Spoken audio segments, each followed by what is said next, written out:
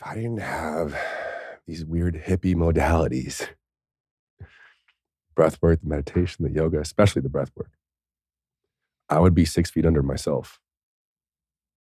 What up, fam? Welcome to another episode of Life Beyond the Game.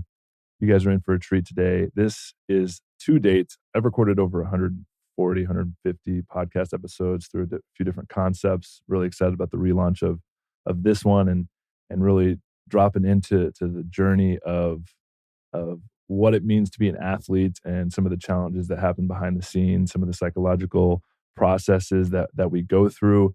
And out of all those episodes I've recorded, this is the most potent and powerful, and I'm really excited to share it with you. Our guest today is Joe Fauria, and he shares his journey through college, where he was confronted with some pretty big life-changing experiences, and ends up going to the Detroit Lions as an undrafted player, and quickly makes a name for himself, becoming, I think he breaks the record for most touchdowns by an undrafted rookie ever, with 7. And so he talks about really cool story, like going into the NFL and really earning the respect of the likes of Reggie Bush, Matt Stafford, Calvin Johnson, and becoming sort of a fan favorite and becoming really well known. And then confronting a very insane experience where he had a non-football injury and ends up being the beginning of the end of his career. And we go talk about a wide range of things in this episode, and it felt really good to drop in with Joe, a brother. Felt like I was back in the locker room, and his ability to open his heart and share some of the things that he went through trying to find himself, and the journey of remembering and deeper self-discovery. And he goes into having to deal with the grief of losing both of his parents within a month as well. And this is a really potent and powerful episode. Almost brought me to tears multiple times. So sit back, open your heart, take a few breaths, and enjoy this incredible episode with my good friend, Joe Fauria. Before we dive in, I want to mention the launch of a new, powerful, and transformative community. Although there are countless communities and networks of high-impact leaders, entrepreneurs, and influential visionaries, what they all lack is the depth of heartfelt connection that can only be achieved through what's known as communitas. Communitas refers to an unstructured state in which all the members of a community are equal, allowing them to share a common experience, facilitated through a rite of passage. This is what allowed me to create such unbreakable bonds with my teammates during my time in the NFL, and why I'm so passionate and excited about facilitating an initiation into a new type of community, one where all of its members are focused on embodying their highest potential and fullest expression, who also have the desire to use their impact and influence to create a more beautiful world right here and right now. If you're interested in learning more or feeling called to apply, check out the link in the show notes. Without further ado, enjoy the show. Big Joe. What's up, brother? Medium Joe. Welcome to Austin, man. Dude, thank you for having me. How's it feel? You just hit the ground running. Yeah, I woke up at 3:30 a.m. for you. For me? Yes. Came all the way over here. I'm all the way over for you. Appreciate you, man. Yeah, dude. It was Southwest in Group A. Brought the dog. He's Group right A, here. so you got to sit behind the computer ready to get that Group A. I paid a little extra. Oh, you pay the extra? Yeah, I was like, big bucks Joe's going to spend today. Smart. Okay. And I made the flight on time, thanks to a good dear friend. And I'm only a couple hours of sleep, but it's all worth it. And I feel re-energized by the breathwork session we did before we even started, and the one you just did now. I got activated again. We're here. Yeah, I'm here, dude. I love it. Well, let's dive in. I want to start with your NFL career and kind of jump right into the big I've arrived moment that you've had when you first made the NFL. You were an undrafted free agent? Undrafted free agent. When did you experience, like, holy cow, I've arrived and I'm starting to make a name for myself? Take us there through that experience. Tell us the story. Right. Well, undrafted, if some of you may know, you definitely know that at the end of the draft, you end up doing the picking. So I picked the Detroit Lions because they had the same My agent was the same agent for the offensive coordinator for the So you felt like you had a little in. I was like, oh yeah, I got a little. I think I'm good. And that's the main reason, right? Because I would wonder, why would you go to the Detroit Lions? Right. That organization's just been known for. Yeah, but at that point, I was like, pretty shitty. I was like, all these 200 and how many 56 names get called? Yeah. And mine wasn't one of them. Were you disappointed? Extremely. What, did you think you were going to get drafted at some point? Yes. What round? Was there an expectation?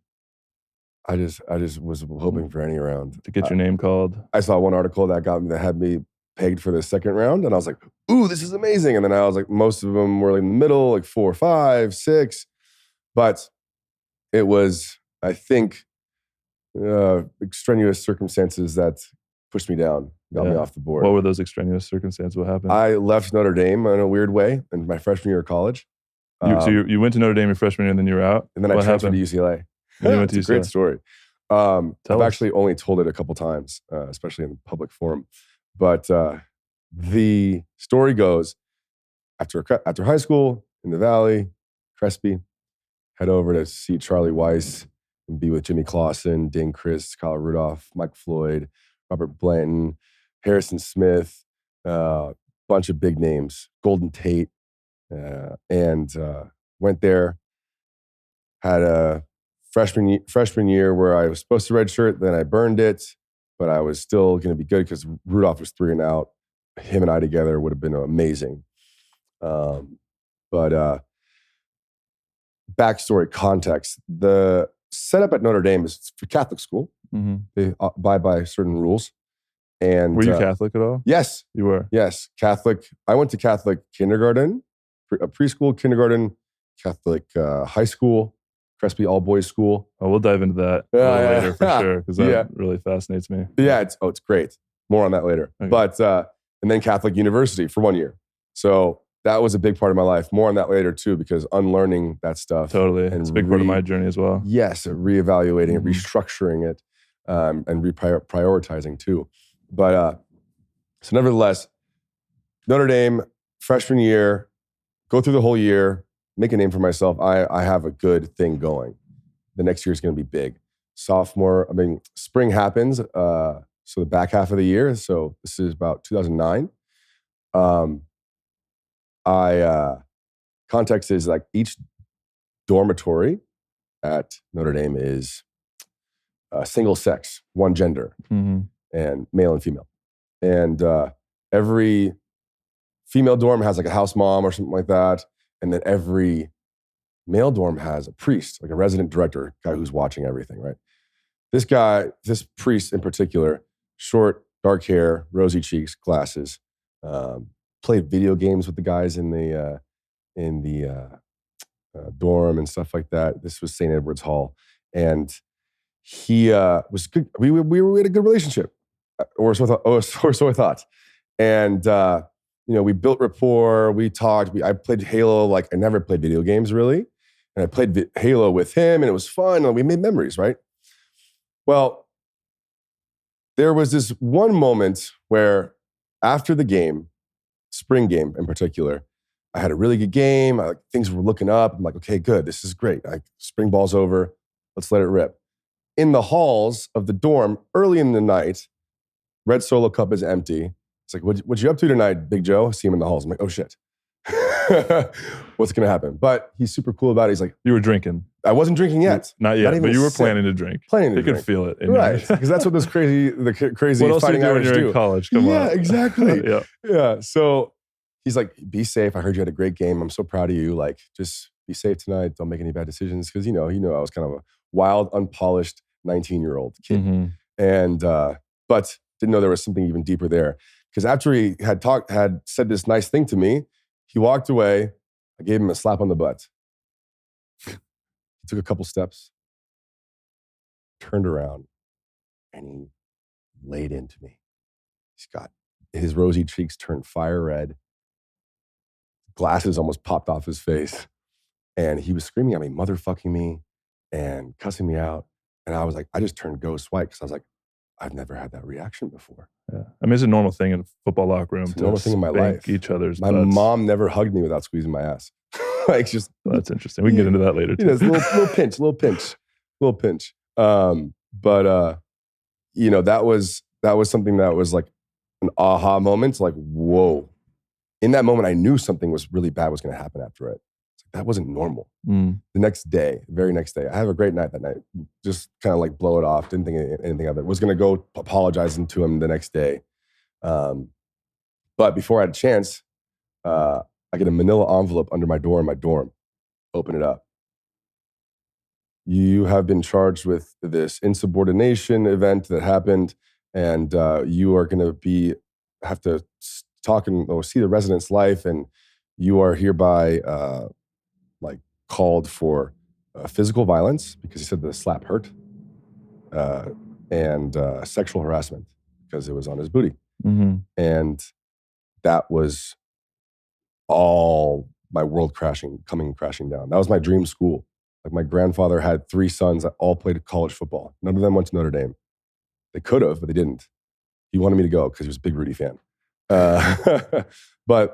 So how did that process unfold? With it was a letter, but then you had to go in front of the board and like explain yourself, or was it immediate expulsion? Or? No, so it was basically a character. It ended up being like a character witness thing and stuff like that. People coming to your aid, but not necessarily character, but like they were picking apart the person I was. Yeah, I didn't get any witnesses. It didn't help. Like Coach Weiss couldn't help me. This was like a weird time. Was there deeper things that like were leading to this? Like, this seems like this simple experience shouldn't lead to like all this unraveling of trying to get you out of school, right? Right. Well, to be really honest, there was a compounding thing that happened, and I've never told the full part of it, is just a month before, I had dealt with a tutor in the study hall period of our for all the football players. Mm-hmm.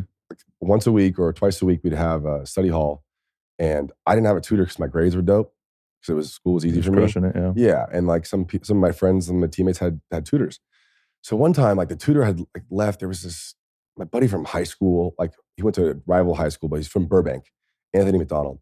He had this tutor, and he like left the room or something like that. And like I said, unpolished, 19-year-old. I drew a huge dick on the board. And this guy like didn't like it. He was really offended. And like I erased it for him. I was like, dude, I was just kidding, man. I'm just messing with you, whatever. Told on me. Tattled on me. It sounds like a little kid saying that out loud. But got in trouble with that. And so you were labeled as the guy that likes to draw dicks. I mean, it wasn't. I just felt compelled. Yeah. I mean, all the best foods are shaped like dicks. But in that moment, I was just, like I said, this is what, 14 years ago. Yeah, at a Catholic school. Probably at a Catholic school. Best look. I'm 6'8". Yeah. And I'm happy-go-lucky. Mm-hmm. But I don't care about the path of destruction I leave behind me as much. I'm not aware of it. I'm not present in it. Totally. I'm not mindful of it. It's like my way or the highway. So was this the first experience in your life where you kind of like had an awakening of, holy shit, that my things I do have repercussions? Yes. Yeah. A very visceral experience. So what was it like leaving Notre Dame? Like, how did that transpire and then deciding to go to UCLA? So the whole thing with the whole character thing with the priest in this moment, what actually went down, it's interesting because the fun part about it is that I left my mark at Notre Dame. They broke the Guinness Book of World Records for the biggest outdoor basketball tournament in the world, right? Anyone that's part of Notre Dame, like a janitor, professor, a student, athlete, Holy Cross across the street, St. Mary's, women, men, everyone can play, right? But it's all outdoor. And if you win this thing, it's like you going down in history. And I'd heard stories about this safety. I forget his name. It escapes me. But there was this legend about him that was like going around campus. And about how he dunked on some kid in front of everybody, super hard. And in front of the whole crowd, he yelled, "That's why you pay tuition." And the whole crowd went nuts. And there was like this legend about this guy, right? So in an ode to him, semifinals for this bookstore basketball tournament that they call it, because it's right next to the bookstore on campus, I get an alley-oop from I think it was Jonas Gray. Ended up playing in the NFL too. I two-hand jam on this guy. Outdoor basketball, there's a little bit of rain, but fuck it. I'm an athletic 19-year-old. I'm got all the juice. And there's a big crowd, probably 1,000 people watching outside, like in the light rain. It's amazing. Two-hand jam on this guy. My dick is in his face. And it's fucking empowering, right? And there's scoring touchdowns on people. There's hitting a grand slam to win a game. And there's dunking on someone's face where your nuts are on their fucking chin. Like, that's something like really awesome and tribal like about that. It's like, ugh. That happened. And after it happened, I said, that's why you pay tuition. And the whole crowd erupts, right? The whole crowd erupts. Iconic moment. We end up winning the whole thing. I get the MVP of the whole thing. Our team name was Hallelujah, Holla Back. That, what was it? What's the thing? Commencement speech that year was Barack Obama. Okay? Big thing there at a Catholic university for him to do the commencement speech.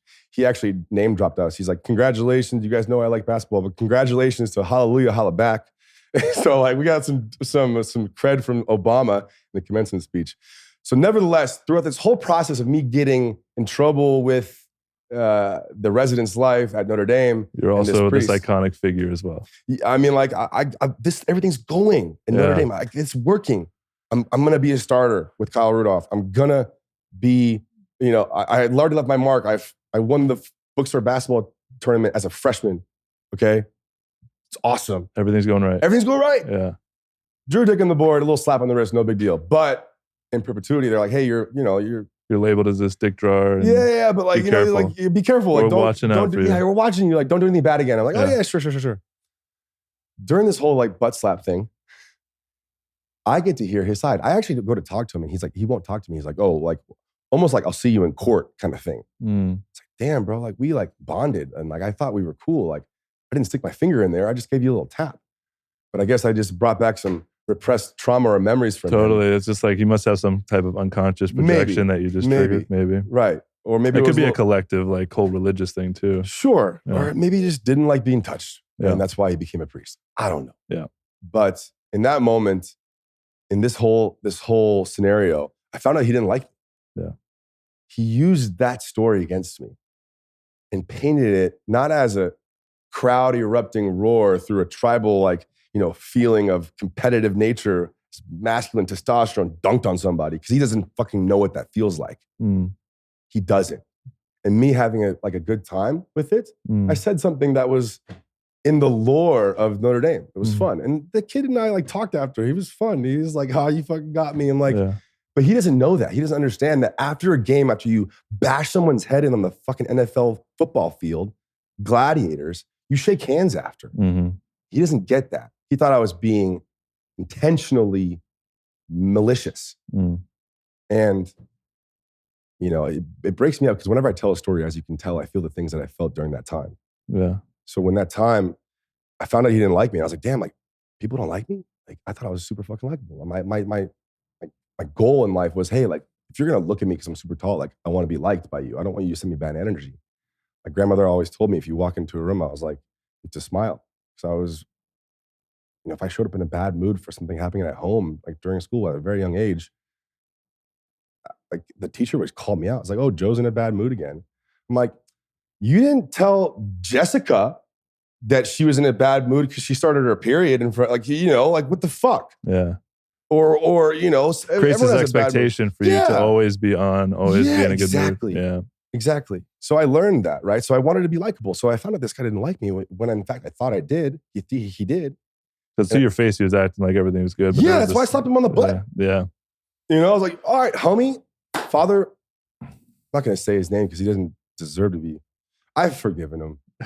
Like I can tell. I've forgiven him because you know what? I saw him, funny enough, I saw him on a fucking travel eating show, like with Gordon Ramsay or something like that. And just randomly on TV. Saw him, I was like, oh that's the guy. That's him. Oh, you don't forget that face, right? Yeah. But I haven't seen him since until that moment. And I was like, so everything you dreamed of, everything you were working for came crashing down. Yeah, crashing down. So talk about that initial death of the identity and the dream of being this great player that you were paving the way at Notre Dame, and then it all being taken away and then having to kind of restart. How did that affect you? Well, at that moment and during that time period, it was the hardest thing I've ever had to deal with. It was a death. It was grief. It was trauma. It was like, oh, this is what sleepless nights are. Mm. You can probably count how many hours of sleep I had on one hand throughout the whole entire summer. And, you know, all your high school friends are out and gone, and you're the guy that had the big dream to go to the biggest school and be in your fucking living room every Saturday morning, to then not knowing whether or not I'm gonna be playing football. You know, at that point, you transferring was weird. Now it's Yeah. like fucking free agency. It's Yeah, it's weird, isn't it? it's so weird watching that, like this whole free for all for the whole transfer portal and thing. Because I had to struggle. I was like, okay, Charlie Weiss wouldn't let me go to any school that they played in the next 4 years. I was like, okay, well, damn, can't go to ASU. That'd been fun. Can't go to Stanford. They love me. But UCLA made the most sense. And even funnier enough, I almost didn't get a scholarship there. Brought my family because that was basically the first choice to the school. Took us on the golf cart. We went around. I'm like, oh, I just see it differently now than I did on junior day. I see it differently now. I was like, oh, this could be home. And at the very end of it, Rick Neweyes was like, hey, how do you guys feel about paying for school? Like, we don't have any scholarships left. I was like, the fuck? No. I'm like middle class family. Like, nah, I can't. How much is tuition? Like probably close to. I mean, 100 grand, Notre Dame was so- $250,000. Yeah, holy So shit. I mean, I think it's something similar to that. Yeah. Right. So I mean, I was like, nah, man, I'm going somewhere else. I got a bunch of options. Yeah, totally. You know, I mean, if you're starting from Notre Dame, you don't really downgrade from like it's top level, right? I wasn't going to go to like southeastern Montana State. Yeah. You know, I'm not going there. I'm going to another good school, and I wanted to be UCLA, but in that moment, it wasn't. We left the campus thinking like, okay, what's the next thing? Like, get the thing rolling. What's the next option, right?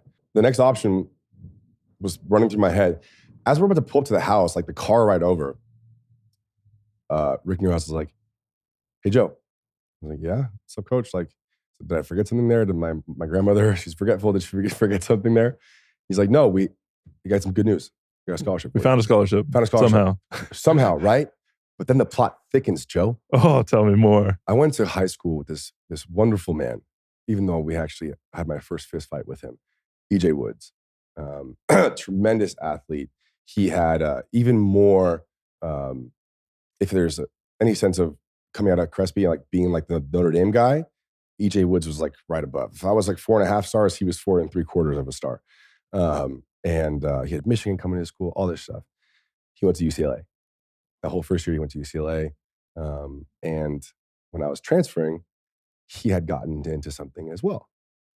He didn't slap a priest in the butt because there's not a lot of priests on UCLA campus, public school, very liberal too. And so it turns out that he got in a little trouble as well. I don't know much detail about it, but it was public. See, everything that happened to me at Notre Dame was private, which was another element too, because everyone was just create their own stories around what happened, sexual misconduct. Yes. Wow.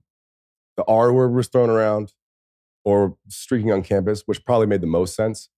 Did you get like looks and stuff on campus? Like, did you actually feel the energy of judgment? You know when this happened, Joe? May 8th, 2009. Why is that important? Why do I remember that day? Because I took a final that day in a pink tie and a suit because I had to find out what my future was at Notre Dame that last day of school. Packed up all my shit, locked up my bikes. My bike's probably still there, locked up. It's the biggest bike on campus, you know? And I didn't know what my future was there. And after this final, I'm like the only one dressed up. Everyone else is in pajamas and stuff. And I go to find out my future at this residence life building. And they tell me straight up, hey, after careful deliberation and all this character poking, we've decided to suspend you for the next semester. Well, that also includes summer. And I was like, but wait a minute, that next semester is fall. Oh, that's football season. What the fuck? I slapped someone on the butt. You know, looking back at it, I get it, but like at the same time, I still don't. Like there was my intention was not to hurt, was not malice. It was playful, it was fun, it was joy. It wasn't insubordinate, it wasn't putting him down, but he felt that way. And that's when I learned intention versus perception. Mm. In a big way. in a big way. I don't learn on the Zoom calls. I don't learn on YouTube videos. I don't learn by books really. I learn by interaction and people and getting coached and doing the thing right away, right after. How did that experience shape your life? Like, what Well, did you learn? What's the big lesson that you integrated moving forward from that? that I had to be a little more careful with who I share that energy with, right? And that didn't happen overnight. Like even though this was a jarring event, it didn't happen overnight. It was it was something that I knew was going to take time, but that was at least got things in motion Mm-hmm. to a better way to share this because it's big. And it's a responsibility to kind of like, everyone's looking at you. When I go into a room, people listen, people look, so besides the whole intention versus perception, it just taught me that just like I said, I use the word polish. You just need to polish this gregariousness, Mm. this joy, this this also deep rooted desire to be liked. I had to polish that up a little bit. Mm. And so this event followed you all the way to the NFL draft and actually tainted the perception of teams when they were looking and scouting you? So I heard. And I also heard that maybe this person or that person that should have been in my corner didn't maybe help so much. Man, there's so many politics that go into the game, and that's just the draft process. Let's Yeah. get into choosing to play for Detroit, going there, finally making the NFL. What was that experience like, going to the big time as an undrafted guy? Because I know there's so many different experiences. A lot of people don't understand. There's, if you're a first round draft pick, you're first of all, you're getting paid like $10 million plus. If you're a top 10 pick, it's even more. And that drops off considerably to like the second to fifth, sixth round, where you're making between like $500,000 and maybe a couple $1 million signing bonus. And then sixth, seventh round, it's like minimum. And then college free agents, like each team signs 25 each year. Maybe one of them, two of them maybe make the team. So it's the odds go like way down. Yeah. And you're not getting a lot of money. So what was that experience like, really having to prove yourself and making it to the big time? It's a great question because, like, for one, it's already a statistical anomaly to make it in the first place. And then when the whole draft process isn't in your favor, because these GMs, they picked these guys and they picked a tight end in the 7th round. So there's another guy I had to compete against. Did that affect, your decision when you were going there? Because there's only so many tight end spots, maybe 3 on each team. Right. 2 guys are playing, the Right. third guy is kind of a backup. Right. And so for them to draft a guy in the 7th round, then you go, you're in direct competition with that other rookie to make the team. Right. But I had done my research. Yeah. I had seen the talent that was at a tight end position in each team. Yeah. And then I also knew the type of player that they did draft a tight end. Blocker, Alabama guy, wasn't running corners like I was. Yeah. And that was okay. I was You like, were a real pass threat. Yes. Yeah. Yes. Yes. I was a gazelle running down there and also just throwing the Massive top shelf. gazelle. Just get it. I used to get it. Glory days. But I made the decision because Scheffler was getting old. Tony, if you see this, Chef, you're old. And Pettigrew, good player, but I saw myself being different from him as well. So it just like made sense. And also like, give me that shit. Like it's competition. Like I had to change my mindset. Like I'm not going there with any sort of comfort at all. Had to go in there and get it. And then this new focus was part of my life. Like, and I also I reserved the gregariousness I mentioned earlier. That I learned to polish it over my years at UCLA for the most part. Yeah. I still use it when I was at the Playboy Mansion. And because you can't come into the Hills. NFL. I played long enough where there's like all different types of rookies coming in and all different types of energy. And I remember a couple guys that came in like a little bit more, like their shit didn't stink, a little more egocentric, a little more like I belong here. And they kind of like flash themselves around and like the veterans, if you get on the bad side of the veterans right away, those first impressions are really hard to change. And I just saw a couple players come in with that attitude. Yeah. And they were out the door like one guy came in, he was out the door within 24 hours. Already. Yeah, already. Like, fuck this guy. Like, get him out of here, right? And so, because you don't have any comfort. You don't, like, Right. You're trying to prove yourself and make a name for yourself. So this rookie year, you're just super focused, making sure, because perception's such a big thing in the NFL. Right. And also the element of having vets like you, like that I've done it before, and I had tremendous respect for it because my uncle played I knew what it was. I knew through his experience what it was like. And so in that element, it kind of lit the fire under my ass because I was super uber focused and I didn't want to win people over with that likability desire. I was like, oh, I'm going to win them over with how I play. And it was progressive. It was, oh, Nate Burleson's dapping me up. Okay, I have a handshake with Calvin Johnson. Wait, I'm in the same huddle as Calvin. Oh, I'm first team. And then I'm like playing more and I'm getting, Big Joe, like, all this stuff. I'm diving for balls. Like, when did you start earning respect? Was it that first it was training year? Camp. Training camp, your rookie year? There was glimmer in spring a little bit, here and there, but doesn't mean shit until you put pads on. You just started making plays, and then the vets were like, "This guy can help us win." So then they start earning respect. I was mossing Stephen Tully because he was so short, yeah, and that's still my guy. And I was just making plays. Stafford was throwing me the rock because if he couldn't throw it to Calvin, he knew how to throw it to Calvin. He could throw it the same way to me, and I would get it. Yeah, just a lighter skin version of it, if I say so myself. No, I had some really good hands, and I used them and earned the respect. I went from because there was other guys that they had on the team to try him out. Like I was like 6th, 7th in line. I was the guy that went through the line, and after everybody went, I was the guy that held the bag for everybody in line. And then when everybody went, someone held it for me so I could hit it. I was that guy. Yeah. And I was like, all right, cool, let's do this. Start from the ground up. Yeah. It's fine.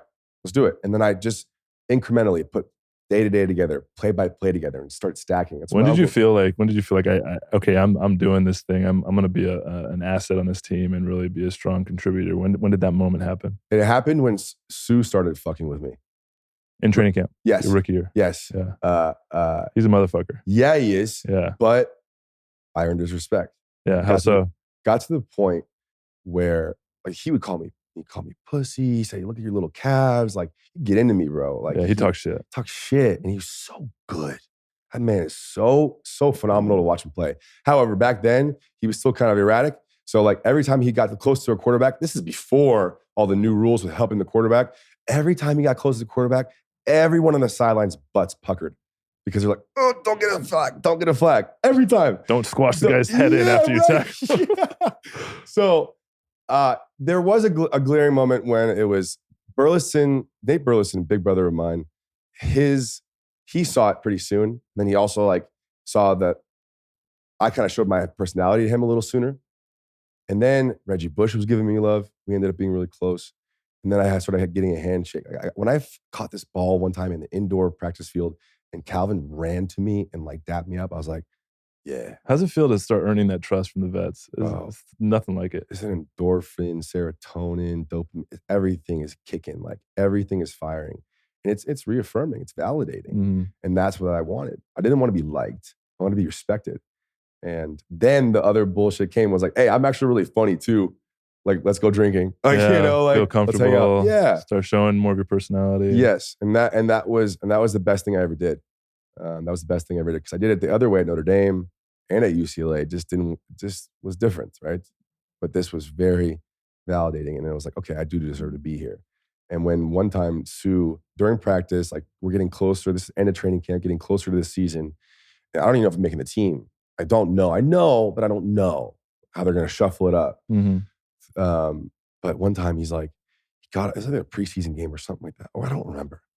Yeah, it was a preseason game. And he came off the sideline or he wasn't even playing. And I was getting in. He's like, why aren't they putting you in? I was like, I don't know. He's like, we need you out there. Or it was it was the first game of the season. And somebody dropped the ball or somebody was like, Joe, we need you. I was like, what the hell? That was that moment. And then immediately thereafter, the first game against the Vikings, I actually scored my first touchdown in a go ahead style. We needed it towards the end of the fourth quarter. This is a preseason game? No, this is actually a first game of the season. Oh, wow. So you're really, you contributed in a big way. Yeah. But so I kind of skipped over actually making the team, but got Suh's validation during a preseason game. I kind of overlapped those. But then eventually, first game of the season, this wasn't my I arrived moment, but I was it was the most amazing thing because after I was so elated, I danced after. And that was around the time when you couldn't dance, but I did it with a touchdown celebration. Yeah, touchdown celebration. Yeah. And it was just something came over me, but I was if this does happen, I want to be prepared. Because I got Calvin, Reggie, Nate, Matt Stafford. I got all these guys in the team that have big names. I'm like, I kind of want to entertain and get noticed too. So hey, look at me, I can dance after. Because it's that one, you don't get individuality on a football team, do you? No. So in that moment when you score, even though it should be about the team and embrace each other, celebrate with the team, right? Celebrate with the team. It's good, I do. But before we celebrate with the team, when every pair of eyes are looking at me, what am I going to do? I'm used to it. It happens every time I walk into a room, but now it's a fucking full stadium. So I start fucking dancing. This is predetermined. You're like, I'm gonna dance. Yeah, I had a plan. Yeah, you had a plan. Right, Miley Cyrus came out with this music video, and she did some WAP dance or something like that. I didn't do it really good, but my hips were moving, and Detroit ate it up. I love that you stayed so focused and did not let this part of yourself show until you made the team, went with the go-ahead touchdown, and then you're like, I'm coming out, and here I am. Sent it. That's so fucking good, dude. Yeah. Did you get flagged? No. What? Within the rules. Oh, so you studied the rule book. Uh-huh. Tell me about that. I mean, it was a quick glance. It wasn't that big of a section of it. So what did it say about the rule of dancing? Keep celebrations within this time frame. No excessive movements. Excessive is very subjective. Mm-hmm. And don't drop to the ground. You can't go and do the worm or something like that. Like a spontaneous dance move, they're not going to just throw a flag because it doesn't feel predetermined. Right. You can't throw the ball overhand in the stadium, but you can throw underhand in the stadium. Very weird. I know all these weird, nuanced rules. And they've changed a lot too. They've changed a lot. But in this since moment, they've opened it to they actually encourage dancing because they realize it includes fans and it makes it a lot more fun and it's not as dry. It was really dry for a long time. It was dry. And with that dryness, there was a glimmer of... And you were that guy. I was the glimmer. I was the twinkle in the eye in Detroit, Michigan, wearing Honolulu blue, big goofy tan guy doing a weird dance. And it showed. And that was a trajectory for popularity and not just on the team, but the city, the fans started knowing who you were. And social media. Yeah. Things How did that feel? I mean, it felt good getting Snapchats of girls' phone numbers. Shit. It was awesome. Yeah. So how did the rest of that year unfold? My moment was there was good success for everything, for all things considered. I ended up scoring the most touchdowns by any undrafted rookie tight end. 7 in 1 year. For the rookie year. Yeah. But how I got 7 was against the Browns one time. I think it was game 4 or 5, or I don't remember, but it was early middle of the season. And we played the Browns and they were doubling Calvin. But there was they were just eyes on him. And I was this new guy, but I played a lot that game. And I ended up getting a touchdown, danced, it was great. Nate Burleson comes over to me, he's like, that's awesome, bro. Oh, we're tight. At this point, he's like, you're gonna get. He looks into my eyes. It's like, you're gonna get another one. I was like, no one's ever said it to me like that before. With this knowing. Yeah, and how do you know, bro? Because I gotten touchdowns before, and I had even gotten one, two before this Browns game. He hadn't said that to me before, but for some reason, I guess I got it in the first second quarter, and there was still room, and he might have known what was going on with the defense. I don't know. He just felt something. This guy and I were connected, right? And I got another one. Scored. Didn't know. I didn't have a second dance plan, so I just dunked it on the goalpost. Definitely got flagged for that. This is before Jimmy Graham ruined it for everybody and tore down the goalpost. Yeah. This was the last year you could dunk. Oh, last year, and I did a windmill. And it's actually funny. Found out later on after watching the film, the field view. Yeah. I windmill dunked, and you could see a perfect line of sight. Because, before they put up the safety net for the field goal, it goes straight into the crowd. Okay. I pigged a poor woman directly in the schnoz. I have Marsha Marson her from Brady Bunch. Okay. And that next Monday, or the next film when day, you watched the film? Yeah, we watched the film. I went to every fucking offensive room just to watch it slow-mo and rewind 4, 5, 6 different times. The longest time was in the offensive line room. Of course, they're probably loving that Everyone shit. was loving that shit. And that's at that point, even though I was a receiving guy, and there was this, this thing about me that, this perception of me that I wasn't a good blocker because I had these long lower extremities. But I actually did block pretty well. And it was this weird thing that my team knew. And actual NFL players knew, but not like anybody else. Mhm. There was like the stigma against me because I just looked like I couldn't block. Yeah. But I had a lot of respect from the offensive line, which is great. Yeah. And they were just eating it up, dude. Like, That's I when you just know hate you this girl in finally the arrived. face, dude. Offensive line likes you. I scored that second touchdown, windmill dunk. Nate Burleson comes to me. He's like, "You're gonna get another one." I swear to God, Joe. I was like, no one's ever told me. I've never got 3 touchdowns before. I've only gotten 2. 2's cool. 2's great. I fucking scored 12 points. It's a lot of points on the board. Okay. I get a fade route, back shoulder, beautiful pass by Matt Stafford. And man, I knew I was going to get it too. I knew they weren't going to throw Calvin. Matt in the huddle said, "It's coming to me," which is fucking cool. Matt Stafford in the huddle saying, "Joe, it's coming to you." I'm like, okay. Does that affect you when you go out to? Yeah, it does. Yeah. Matt, shut the fuck up. I was like, give me some air of mystery, dude. But no, like I was ready because I was like, oh, I was fucking built for this. And I've already. What was the route? Were you like? It was an easy fade. Were you? I was on the right, out? like 4 or 5 yard line, and I had already torched this guy a couple times. I had got some other passes too, and they couldn't stop me. Like, you put a linebacker on him and run past him. You're twice the size at least of a DB. Yeah, and he thought they were going to go high or over the top. Back shoulder. Stafford back shouldered it. Oh man, my hands. How nice is it having those NFL QBs that just know exactly how to precision to rock?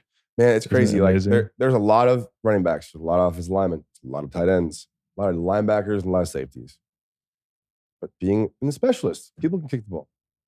But quarterback, dude, there's a reason why. Like, they're protecting this shit, because as soon as you drop off from those top like 15 guys, it's like not fun to watch. Yeah. So the magic of football truly comes from the quarterback. Totally.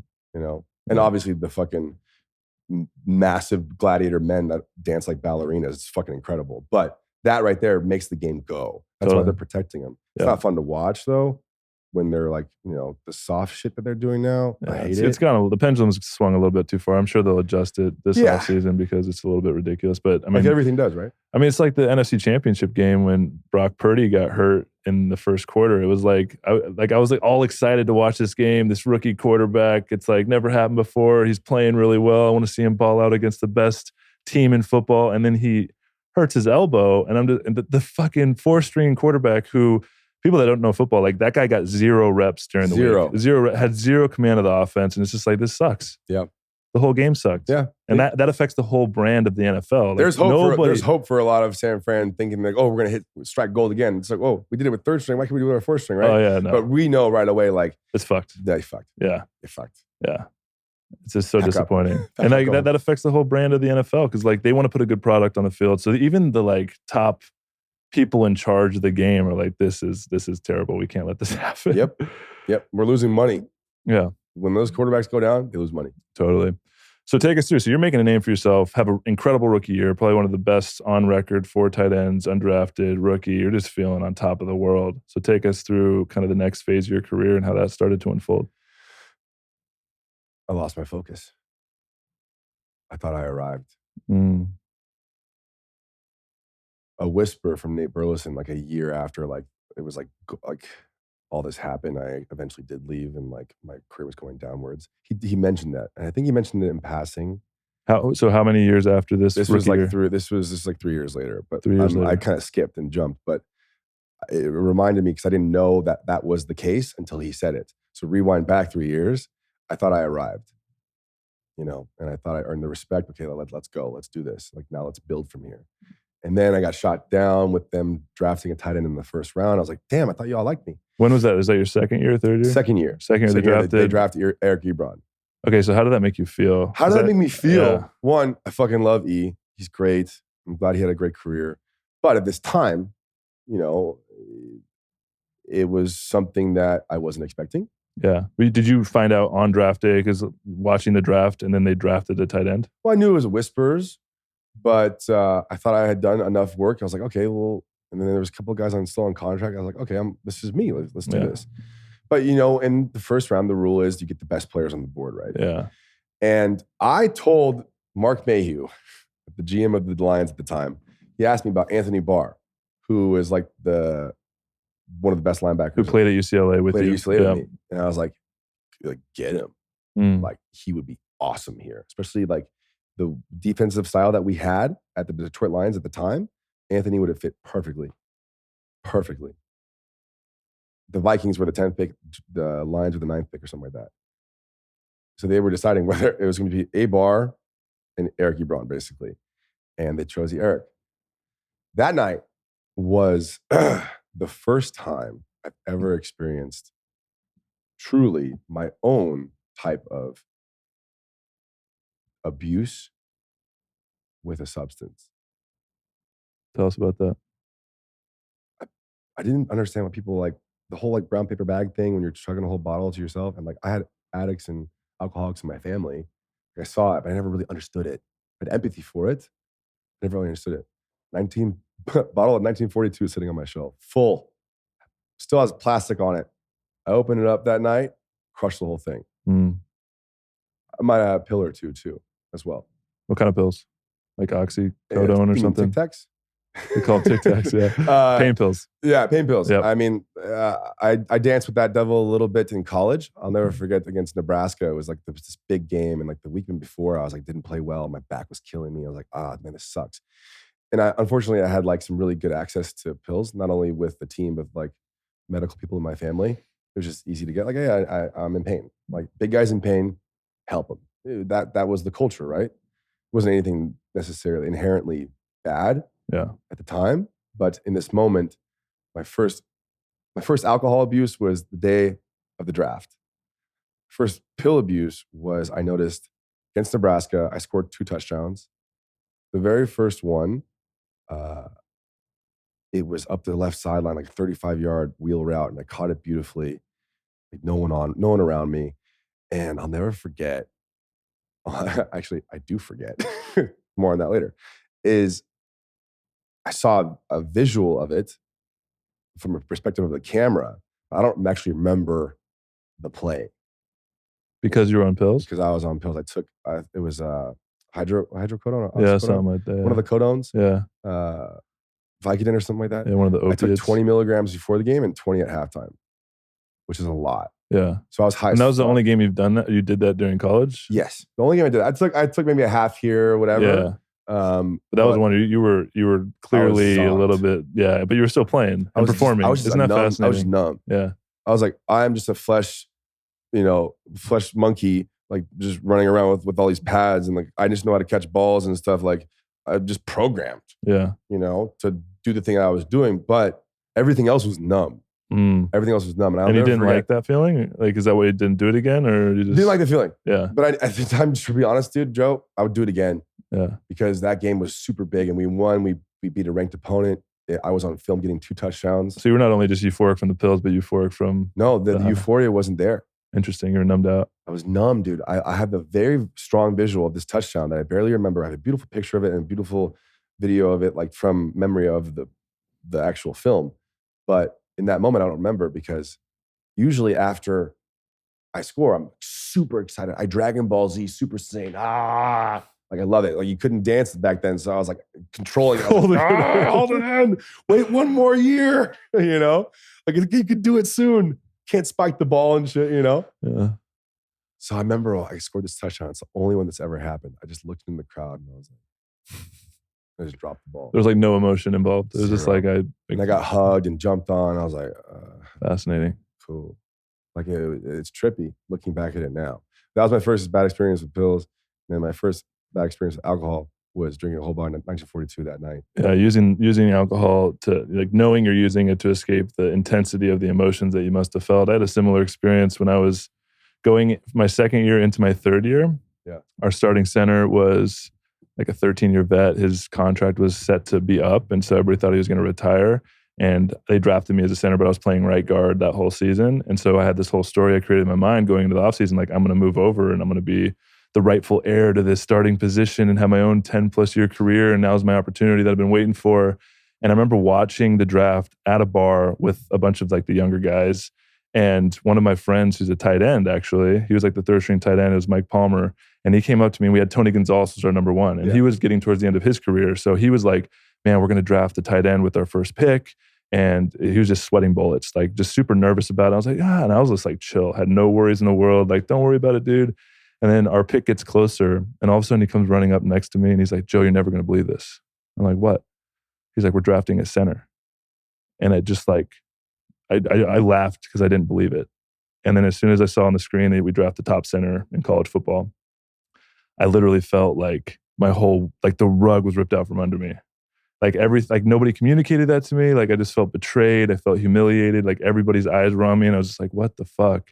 And that like led to one of the most challenging years of my life. I ended up drinking a lot more, taking a lot more pills, like really escaping, not just in one bottle that night. I'm sure I did the same thing. I just was like drinking it away. Like, holy shit, I don't want to feel this. But then going into barely making or thinking I was going to be the starter, we ended up signing back the starting center to a 1-year deal. So I went from thinking I was going to be the starter to barely making the team, and I was on the sideline as an inactive. Ended up getting suspended for, getting popped for a PED test for taking Adderall, and ended up leading to me almost getting cut. And so it was just really intense. And I had this big wake up call through that. I was in the program for 2 years. Yeah. Yeah. I was in the program too. What were you in the program for? God, Joe, good ass questions. Fuck. All right. Hold on. So in the midst of, damn, man, you asked me a good question. Should have shut my mouth. I tried to evade the drug process or drug testing process because I was scared because I had done some extracurriculars on Friday. Like what, like cocaine or something? Yeah, it's cocaine. Yeah. Which is an amphetamine that shows up the same as Adderall would. Yep. And I was a little worried. So like that was like Sunday or something like that. Like I knew I was gonna get tested probably the next Monday. I was like, fuck. So because cocaine's out of your system in like 24 to 48 hours. But so if you're taking it that weekend and you get drug tested like on Monday, it's the worst possible. But also that means I was doing a lot on Friday. So damn, I never told anybody that. So very comfortable talking with you. Some say it's a gift. Some say it's your blue eyes. Yeah, I tried avoiding it, and my P test was like slightly dilute with trace amounts of cocaine, and I ended up just getting into the program, and I was, how do you say, maybe like kind of in it and like still gonna potentially get out, and it happened again. Like I just didn't respect it. And then I was like the second level of the program, which was like, one's a slap on the wrist, two is like, oh, like I forget what it is. You get not suspended, but docked pay or something like that. I forget. So you never actually got suspended? No, never actually got suspended. Never. But when you go in the program, it's you go from being potentially tested like 3 to 4 times in a year to like you could be tested once a week. I think it was like 4 times a month. Yeah. And it's just a hassle, and you can't do any more. But you know what? It only ignited my addiction even more. Really? How so? Because I was always trying to do it around the time they were testing me. Since they were testing me, I couldn't smoke weed, so I was just looking for a vice. And so cocaine was your vice? Cocaine was my vice for a little bit. Yeah. And I danced with that devil. This was only this is a period of a few months. Like literally when I started doing it was literally when I got caught because I just didn't know what it. That's the thing with cocaine is once you start doing it, so this is great. Yeah, it's great. Dude. It's cool. And like all your friends are doing it or going out on the weekends and stuff. Life. And this is a very short amount of time in this time frame. So I didn't know how to do it. Like I didn't respect it or whatever. I don't know how you respect that thing. That thing is the worst. Yeah. So in this moment, I figure out that I'm in the program, I'm getting tested every day. And then if I get my 4th test, like on like the 25th, I knew 26th, 27th, 28th, 29th, 30th, 31, I could party. And I did. And that was just like me coping with this was around the time Ebron got drafted. This is the summer before my 2nd year. And all these things are happening. And I'm just like, I thought I arrived. I lost my focus. I wasn't grounded. I was very floaty. I was, like sleeping with a bunch of women, like without any regard for any sort of connection.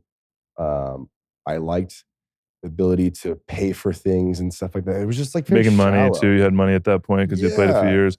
So talk a little bit about the process and the support that the NFL provides for kind of that mental and emotional strain of like, you're basically someone drafted, so you have all these feelings coming up, no one to really talk to or process, so you go to these drugs and alcohol, which is something I definitely experienced. What kind of support did you have in your life at that time, or was it just these kind of drugs that you used to kind of cope?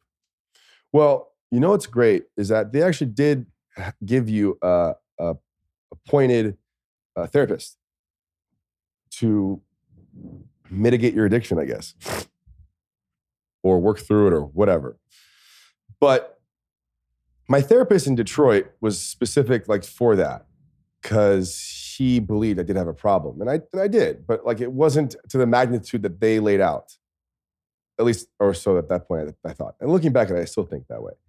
Uh, but then I had this therapist in LA when I was like going back and forth and during the summer.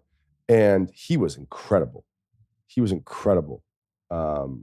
Actually, this makes me think about I should reach out to him.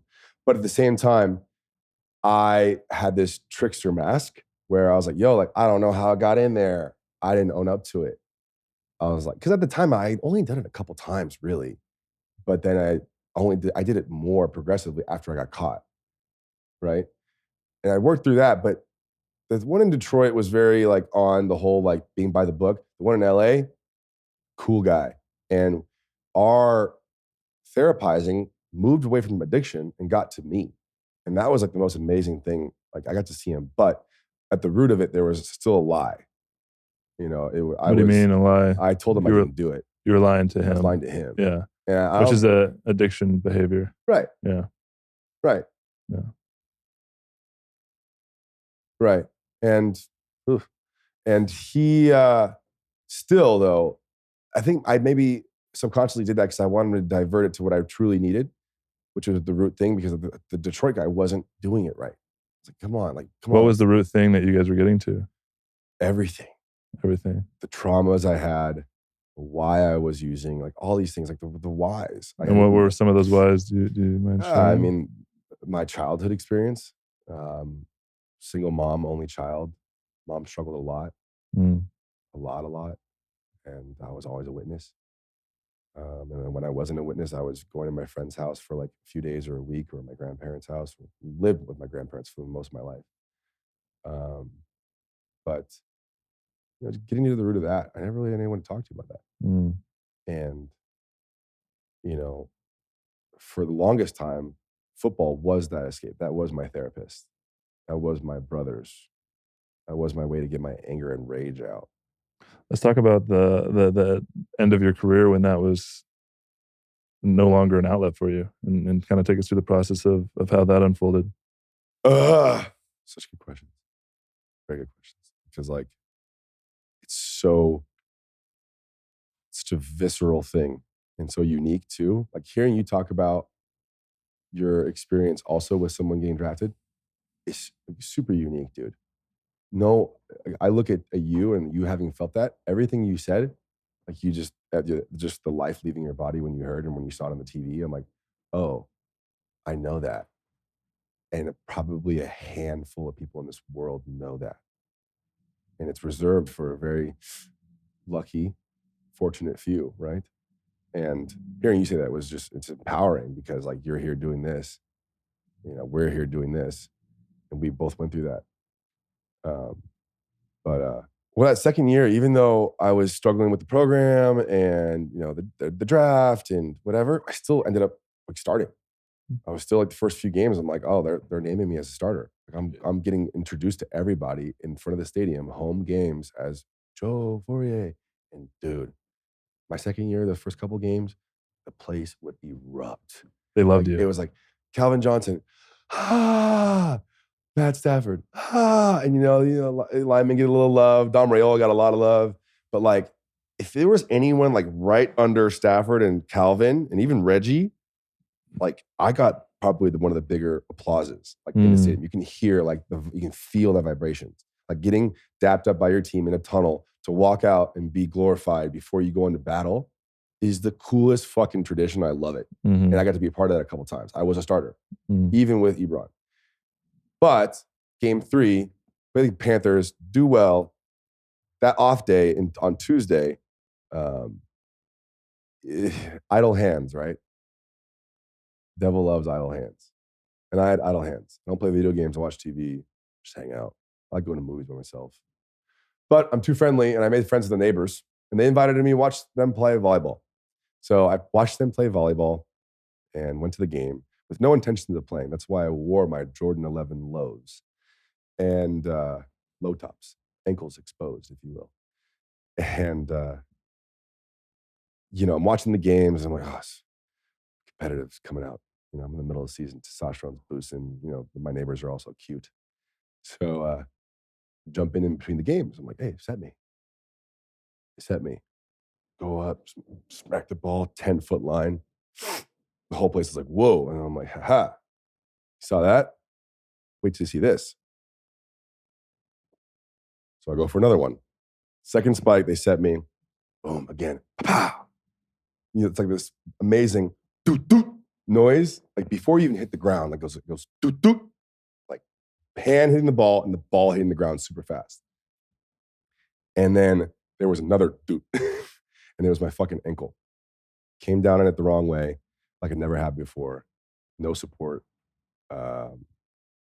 And in that moment, right away, how the pain surged through my body, like right there, I'll never forget it. I know which way I turned. I know how I limped. I know what door I walked out of the gym, so no one would see the pain. I couldn't hide it. And in that moment, I knew I was like, "Oh, my career's over." I knew it.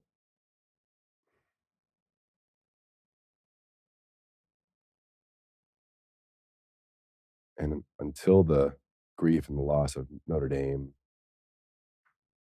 probably the next biggest thing was the grief and loss of something I worked my entire life for, and by my own dumb mistake. So the events leading after was panic, anxiety, pain. They triple, quadruple dosed me with Dilaudid, which is like this crazy morphine-esque painkiller. I think it's like one of the things they use on Michael Jackson or something like that. But anyways, it was the only relief I could get. It was the most extreme injury I've ever had in my life. Where did you go immediately after when it was shattered? Did you go to the hospital? Did you call the team right away? Like, how did you even break the news? Like, I fucked up. Because you're taking full responsibility. It's not like you got hurt out on the practice field. Like, this is a non-football injury, which is In the middle of the night, I go to the hospital. I call one of the head trainers to tell him, "Hey, it's not looking good. Da, da, da, da. I'm in the hospital.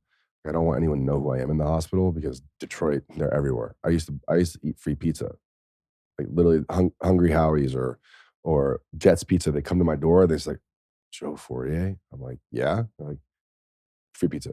I was like, okay. I'm gonna give him a huge tip, but like okay, like thanks, dude. Like one time, like the guy was like, your money's no good here. Enjoy your barbecue chicken. I was like, all right, cool, dude. But yeah, having at the to experience hospital, all of that wash away. Yeah, and I knew it. And the neighbors helped; they were very caring for me. But my whole leg was purple, whole leg, very specific. And I definitely lied about it. Like how it happened? Yeah, to the team. I lied about it. What'd you say? I just knew that they had the option to not pay me. Yeah. If I got hurt off the field. If you're snowboarding or jumping on an airplane, you break something. It's in your contract. It's in your contract. Yeah, they'll just say it's void. See ya. So I was like, I kind of like having more zeros in my bank account. Like, I'm not going to tell the truth. So what did you say? I told him, I wish I would have, if it wasn't that bad, I would have like gone to the parking lot the next morning and like tripped on some like fake ice. And like, even though it wasn't on camera yet, or something. Yeah, like okay, I did it on the ground, so like still pay me. But I said, hey, I was chasing after my dog. I said he peed in the house and I was chasing after him and my socks and my ankle got rolled or whatever. The first thing the team doctor says to me, even without any knowledge of this happening or any sort of whispers or anything, no public knowledge of it. First thing the team doctor says to me, he's like, "Man, Joe, this looks like I think a volleyball injury. I used to work in the USA volleyball team. This looks like a volleyball injury." I'm like, yeah, but it's not. You know? Double down. Yeah. How did that must have felt like he was seeing through your lie? How did you even like? Well, him and I had a rapport too, and I had the trickster mask, just like I got the therapist, because he believed me. But back to that, like we still healed together. And I hope one day if he ever hears this, like I gotta tell him like, hey man, like I did do that shit. But in this moment, like he had and I had a rapport. I was like, I got the charm, I got the charisma. Like, oh, I didn't fucking volleyball. No, man, I was chasing a dog. And it just happened. I told him this very like detailed story, like how it happened. Maybe the more detail probably wasn't in my favor, but you know, yeah. In that moment, I was like, okay, well, I'm doubling down. Like, it's gonna be a ride. I gotta tell the press. I gotta tell the TV. Like, all this lie. You just gotta go all in. How did that feel holding that lie? Rooted in an untruth. Did that erode at you at all? Absolutely. And that's not the only thing that I've learned that eroded at me. It was my relationships with women too. Like I would lie to then deceit and, you know, keep my head above water with the ill practice of love that I did with women. And also this lie about how my career ended. Stuck to it for a few years, but there was whispers. I was also in the program. I was undrafted, kind of lanky. Like, you know, it just, I was plummeting. So go through a whole year of battling the injury, not getting surgery, which was a horrible idea. I should have got the surgery.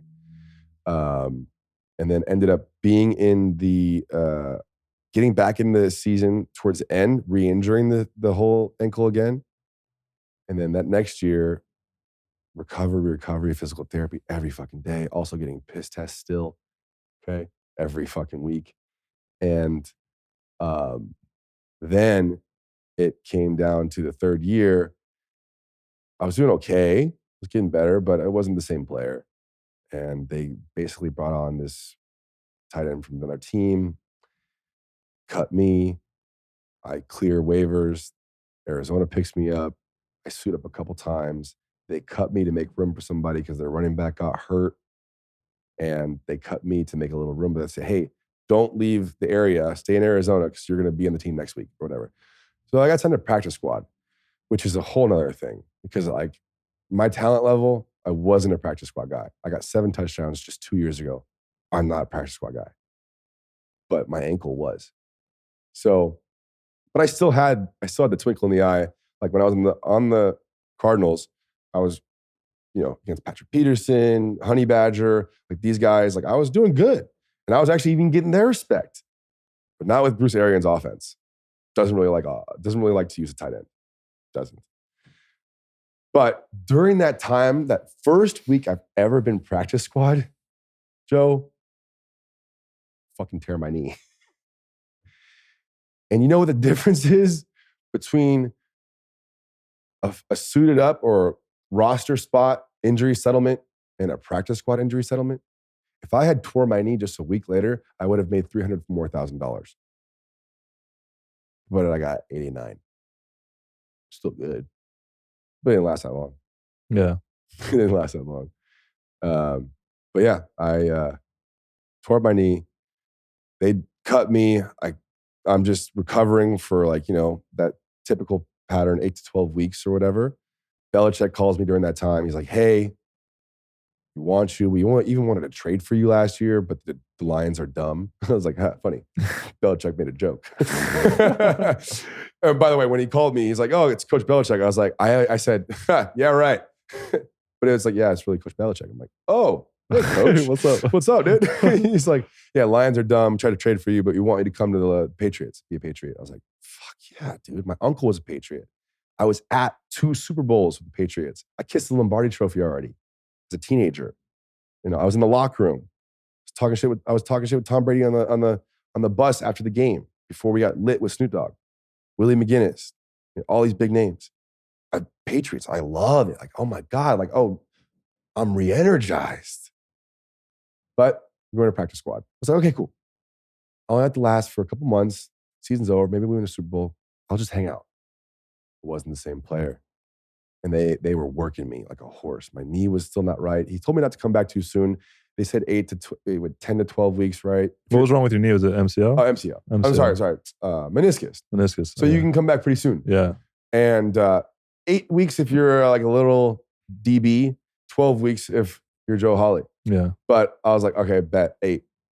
Come back in 8. Came back too soon. Mm. I wasn't the same player. So I was there for about a month and a half, just grogging along. And they were like, how Patriots are a revolving door. So they're like, okay, time to go. So around Christmas time, they cut me. I go to the Rams for a tryout, Kansas City for a tryout. So Kansas City for a tryout, then they don't want me. Then I go to the Rams. And the Rams offer me a spot. Practice squad, week 15. I'm like, okay, dope. I can just a little bit, but I was like, wait, but I kind of don't want to run on this knee right now for the next 2 weeks for that kind of money. It's still a lot of money, but there's a pride element. I was like, okay, maybe the better thing to do is to just ride it out and take the whole off season to heal and not trick anything up again. I still got the sauce. That's valid. Yeah, right? Yeah, rest your body, get back, wait Right. for the next opportunity, be fully healed. Apparently that was very insulting to the GM of the Rams, who basically was doing me a favor for a friend. But advised by my awesome agent, it was the wrong decision. I should have just pushed through it. Because after that, I never got a call. This was 2015. I never got a call in 2016. Not one tryout. Do you think that GM spread the word of like, fuck this guy for not taking that? Listen, you know how small this club is. Totally. It's tiny. And all those fucking old motherfuckers are doing is just moving their thumbs all day. Yeah. All those coaches, all those GMs, they love texting. And they're texting who? Yeah. Each other, talking shit, whatever. The word gets around. Because that it's very small. We're talking about a mountain peak that there's not a lot of room for a lot of people to stand on. Mm-hmm. So, of course, you're going to talk if you're in close quarters. Totally. And that's what they do. Mm. And, look, in the program, injured off the field, doesn't want to play on practice squad. Then, I guess the word gets around and I never get a call.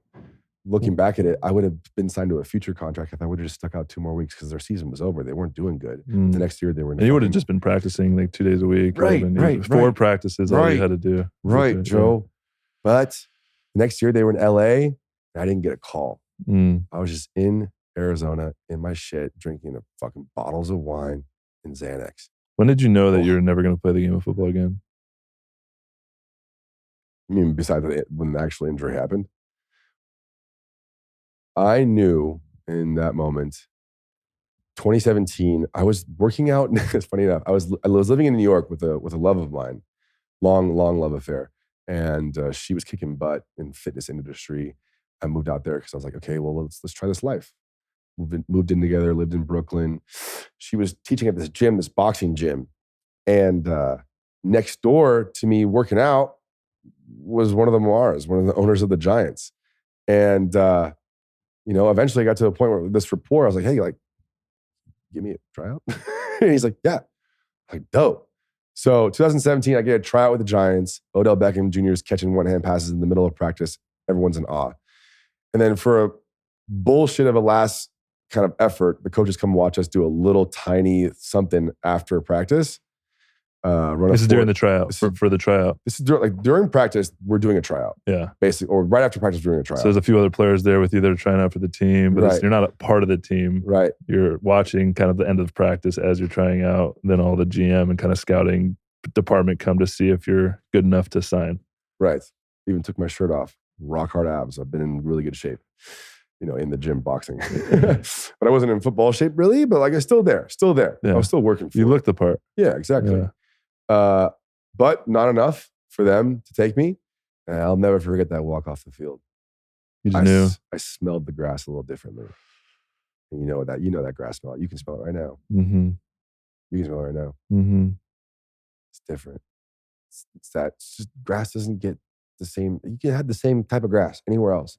But the way it's kicked up with those cleats, the way the sweat pours on it, and the blood's in there, some piss, is different, Joe. You knew you were saying goodbye in that I moment. was saying goodbye at that moment. But I didn't touch a ball or football for 19 months. And then this whole AAF thing shows up. The American Alliance Football League, something like that. One of these startups that's been trying over the last few years. This is 2018-ish, end of 2018. And I hadn't touched a football in 18 months. And around that time, I was like just kind of running out of money, running out of hope and all that stuff, and just really battling with this thing, but also still reinventing myself at the same time. So I kind of already hit the proverbial rock bottom, I guess. At least so I thought. But then I got a taste again, taste of hope. I still got it, right? When a call from none other than my coach from UCLA, Rick Neuheisel, calls me again in a random, I'm not expecting your call. When I'm driving home from your school, after you said no to my scholarship, I'm not expecting you to call. Rick Neuheisel, why are you calling me? You got a scholarship for you. 18 months of no football. I'm not expecting a call from Rick Neuheisel. But calls me, like, why is Rick Neuheisel calling me? Hey, you want to play some football? Is he the coach for one of these teams? He's the coach for the Arizona team, the Arizona Hotshots or something like that. Full circle. Yeah, and it was there was hope, and because the Cardinals still had my rights or something like that, because there was no Boston team. And Rick Neuheisel was like, "Hey, you want to come play?" I was like, "Man, if I go, I'm like one of the older guys." So I go from like being this like, green behind the ears rookie kicking ass. Then I get out of the league. I never get to be that veteran. I haven't had that feeling since senior year of high school. Like like you're looking up to me because you think I'm the one. I'm doing a little more, and I do. And I had the success on that team. I probably had the most success. Objectively, I had the most success on that team. The biggest name in the NFL. Yeah, objectively, I did. I was. Mm-hmm. I was also the oldest, but I also hadn't touched a football in 18 months. I was feeling good, looking good. I can punch somebody, but like punch a bag, but I wasn't playing football. But got out there. Like riding a bike. Still got it. Yeah. But I didn't like hitting people anymore. I hit people, came over the middle, I'd block people. I was like, I didn't miss this at all. Did you go into that with the hope of this might be a door back into the NFL?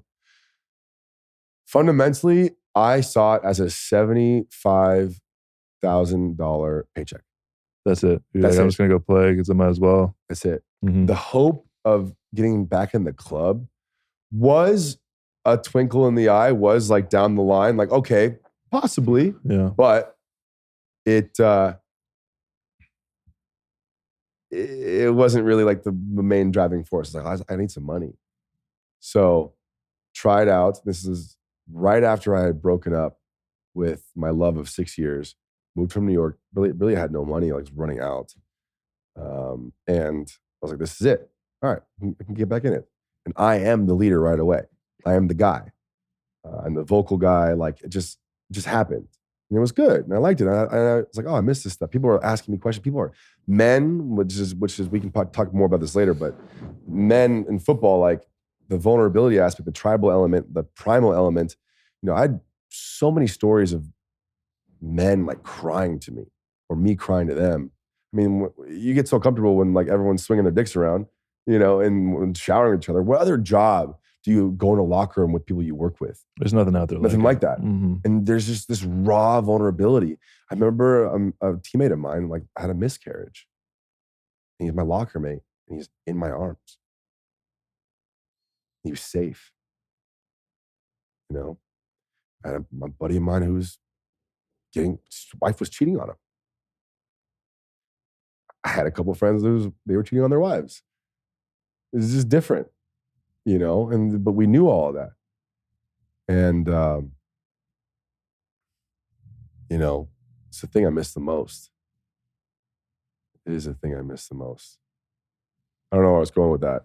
I really felt that. Yeah, me too, man. Yeah. I miss it too. It's definitely a thing that you can't really find anywhere else. And I've found it in some plant medicine ceremonies, like deep like connection and going into the depths of self and doing deeper healing work in those situations, and being able to connect with people in that way is the closest thing I can say is to, it's a different energy, but it's that similar like communitas feel, where it's like, this is more than community. This is like, we're going into with something together, a shared experience where we're going and pushing ourselves outside of our comfort zone. We're going to war, Joe. Going to war.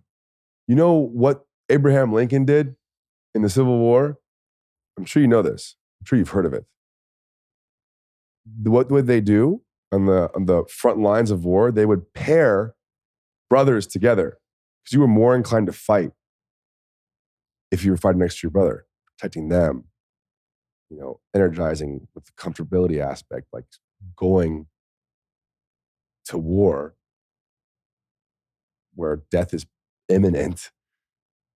It's the same thing. So when you create this brotherhood with football players, it's the same thing. So, I mean, it's the same concept. And I mean, it was my family, and losing that was tough, but I got a sense of it when I got closure from it. How'd you get closure? Playing. From that opportunity with opportunity. You just knew, like, okay, there's no more, like, it's over. Yeah, during the time I thought Rick was wasting my time, because at the very end of it, like, I got sick for the first time in a long time. My body was aching, like I was injured a little bit here and there, but I was like still doing well. And towards the end of it, it was like, he said, "Do you want to be here?" And I was like, I just wasn't sure.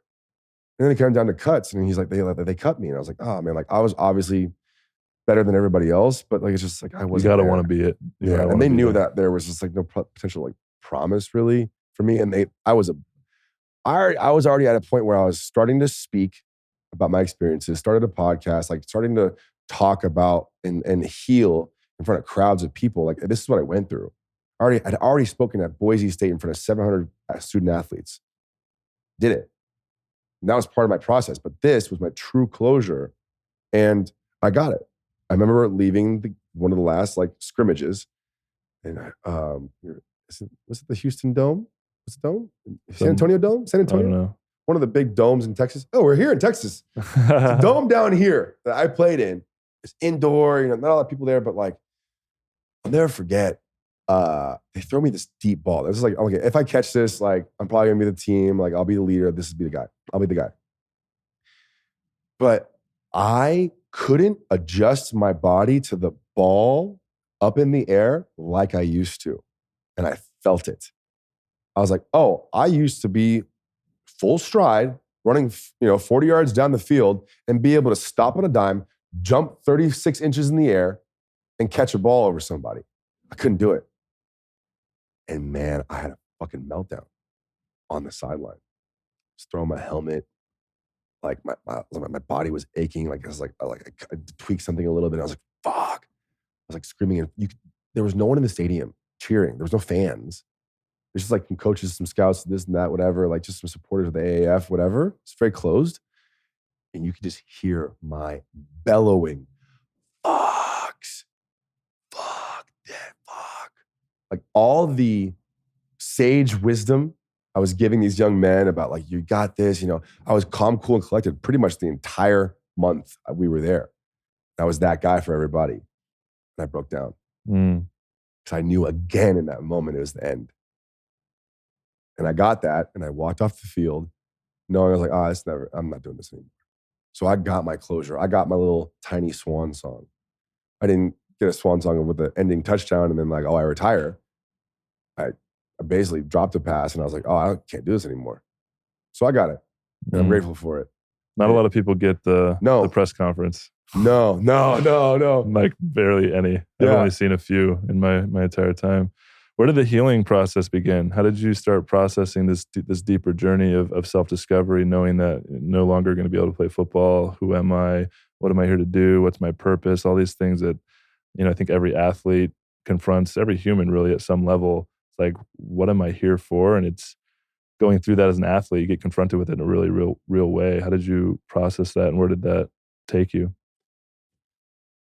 Well, Joe, there's no rule book on this shit, right? Mm. They don't teach you this when they're conditioning you to become this warrior, this alpha male, this violent figure. They don't tell you what it's like after.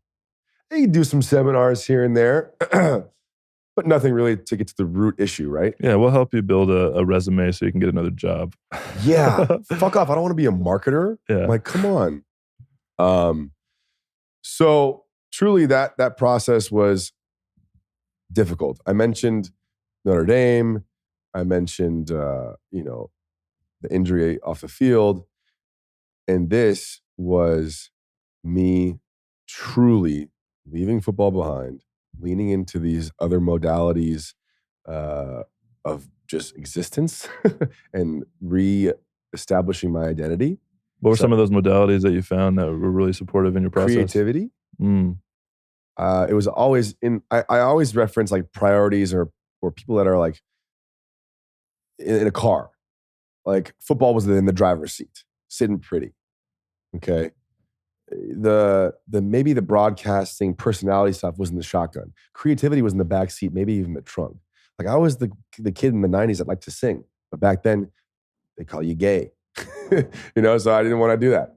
And it stopped me from being in theater. I love theater. I wanted to act because like my father figures and the personality that I shaped, besides my grandfather, was from TV. Jim Carrey, Robin Williams, Will Smith, like these type of guys, like these figures. I'm like, oh, like I want to do that. I was conditioned that way too. So then creativity got in the front seat, started driving. And it was fun. Did the stand-up, took acting classes, did improv, really leaned into it. And I was like, okay, I'm really working at it. And I was working at it so hard because I implemented the same work ethic that I did with football. And also the coachability for acting with football was incredible. I saw it like in my face. The teacher would say, hey, you did it this way, but do it this way. And some of these fucking actors, like they came from different schools or something like that. And they were like, I'd see like their attitude and their ego. And like, they'd be like, oh, but I learned it this way over here. And I'm like, what? You say that to a football coach, you get fucking... Exactly. If you say like, oh, coach, I learned this technique in high school. What? Get the fuck out. Yeah. So like I saw that. I was like, oh, I'm coachable. A parallel. Thank you, football. It was an aha moment too. And then with that, I'm hanging out with some open-minded folks. Try mushrooms. Cool. I like mushrooms. These are fun. Go to Coachella, eat a whole chocolate bar. Whoa. Ariana Grande is tight. It's so great. It's so great. And then it opened my mind. And around the same time, I started meditating. I did the Headspace app, got 100 days in a row. But then I plateaued. I was like, wow, what else? Like, what else is there with this meditation? Like, I like it. I'm getting some good stuff out of it. Stillness, it's great. I'm observing. I'm not defined by my thoughts. Disassociate a little bit. I'm restructuring the whole neural pathways. I love it. I'm getting the hippie talk. I know how. I'm learning the language. I'm reading books. I'm doing the stuff, but all because it was like what I'm writing and journaling. I'm like all this stuff. Like it's like fundamental. Like let me build a new structure. Like I never leave a gym saying, "Oh, I regret that." I've never written something down like, "Oh, I regret writing that." I never meditated and say, "Oh, I regret meditating." It always made me feel better. So the root of that, my new root in truth. These things worked for me. And like, I started believing in it. And I wasn't making any money. I got a couple Instagram deals here and there, but I was like living at my family's house, just broke up with a girl of 6 years. Football's gone. Sold my car. Like all these like I'm nothing. I don't have anything. Nothing. Unfortunately, that's how I had to learn. I face planted rock bottom. I thought it was rock bottom, and there was no level. Another level. And it was these modalities, yoga, got back into it. I always did it. Like during college, I did it. NFL, I did it. Like, I tried to. I knew the benefits of it. I didn't like stretching. And I also liked being in a class with hot women doing cat-cow and sitting in the back.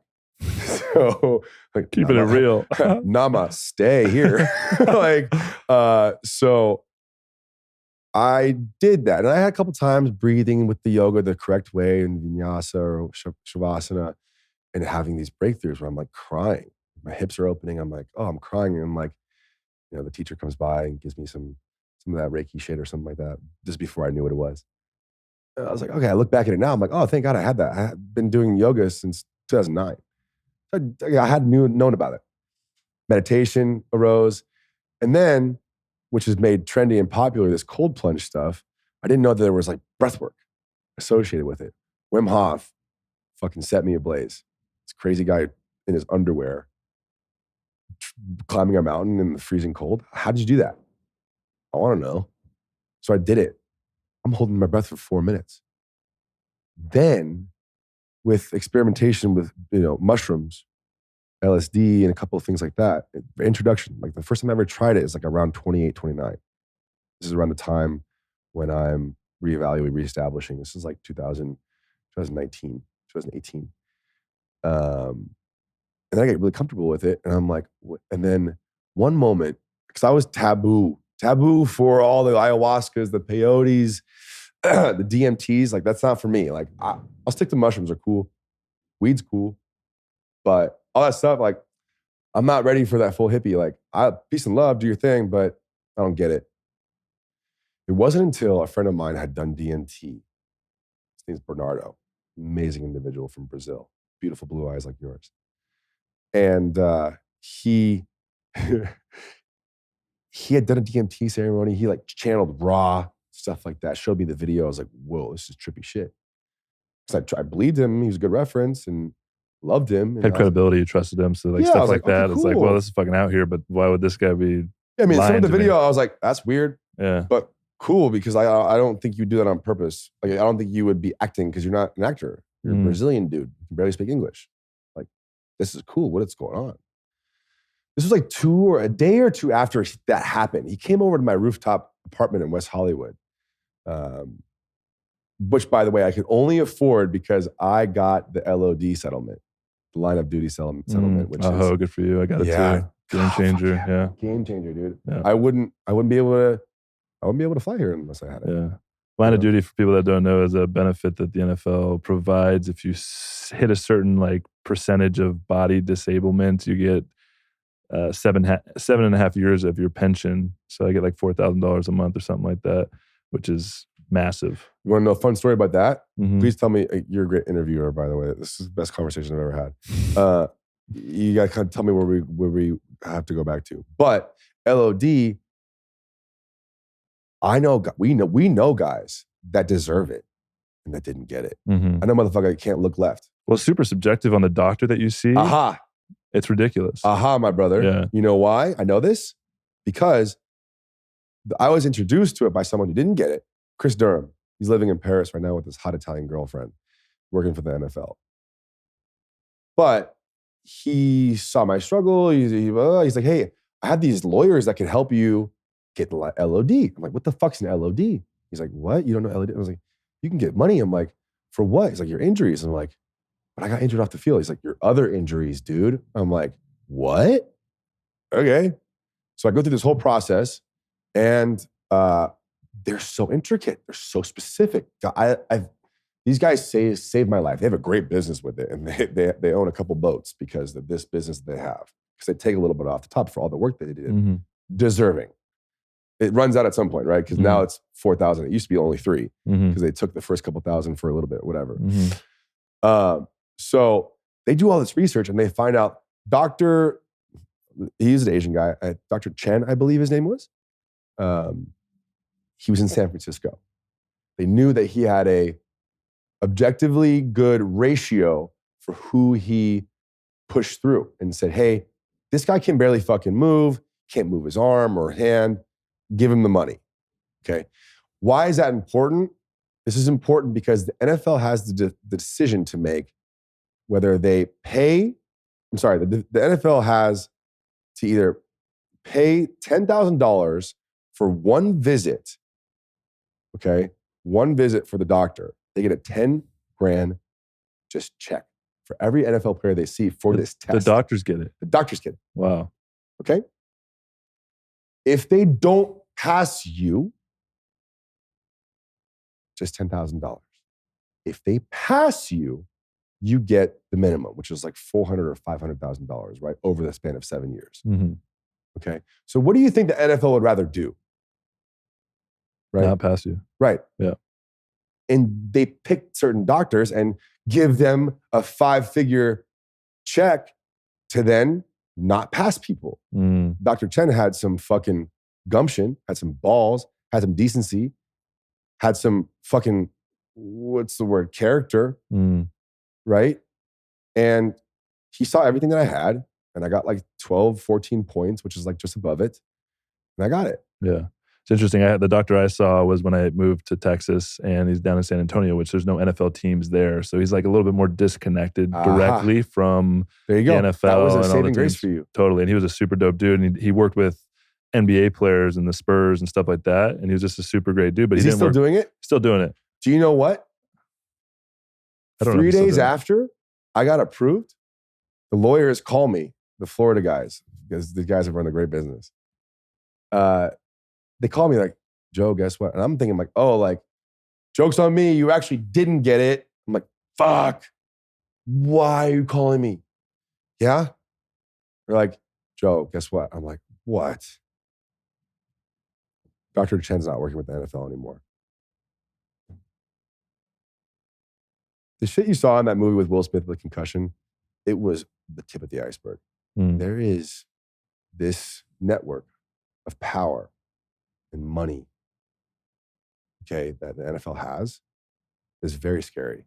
I mean, I don't want to get too horror movie style, but it's absolutely that.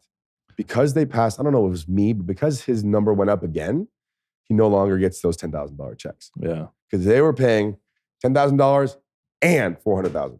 And that's why so many athletes really struggle, because there's this, it's almost not even just the NFL, but this systemic kind of culture of football that you're programmed at such a young age that it's all about the game. And when you're in the NFL, it's like protect the brand, protect the NFL, protect the logo of the team. And it's just programmed into you, like, don't talk about personal shit, don't be vulnerable, don't have any eyes on you. And for me, when I was done playing, I was like, who am I? Yeah. And even this podcast, like, I've had to work through so many of my own insecurities and fears of judgment. And what if I say the wrong thing? It's like, nobody gives a fuck now, but I still have this program of like, somebody's going to come take my shit away or fire me because of something I say and who I am. It's just really, really fascinating. Yeah.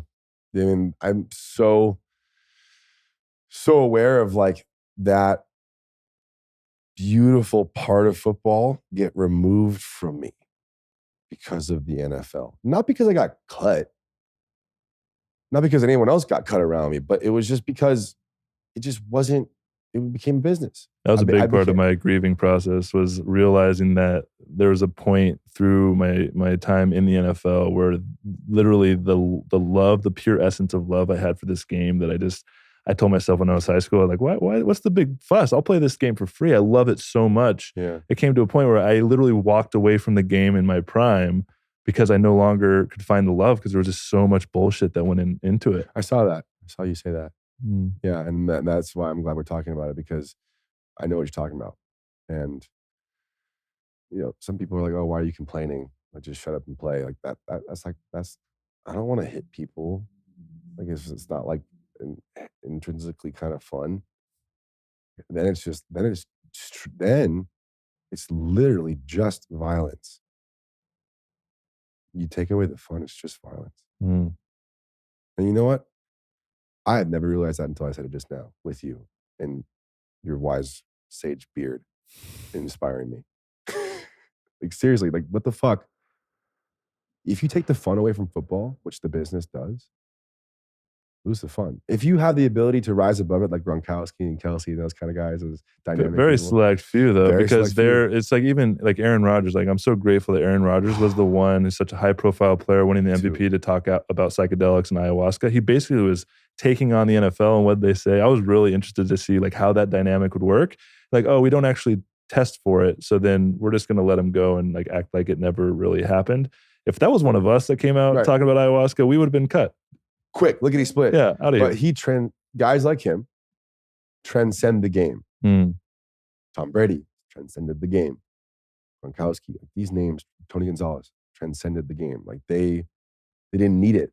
They had the fun. So they were just like, they were doing it because they're so good at it. But even them, like Tom Brady going through his retirement right now, like he tried to retire last year and he couldn't do it. So even they have to confront the fact that this huge part of who they are is no longer who they are. And a lot of people get attached and go, he's going into broadcasting, he's going to be involved in the game, but there's a deeper healing process that needs to occur, or else it just starts eroding at you. And I think a big part of that is the ability to connect with the emotional release and the grieving process of losing literally a psychological identity and ego built up around this one specific thing. The only way to heal that and let go and really come to the deeper truths of who you are is to really feel the loss of it. And that happens through the grieving process. And that's one thing that there's not a ton of resources, if any, that the NFL actually provides in that realm. And also easier said than done, right? Yeah.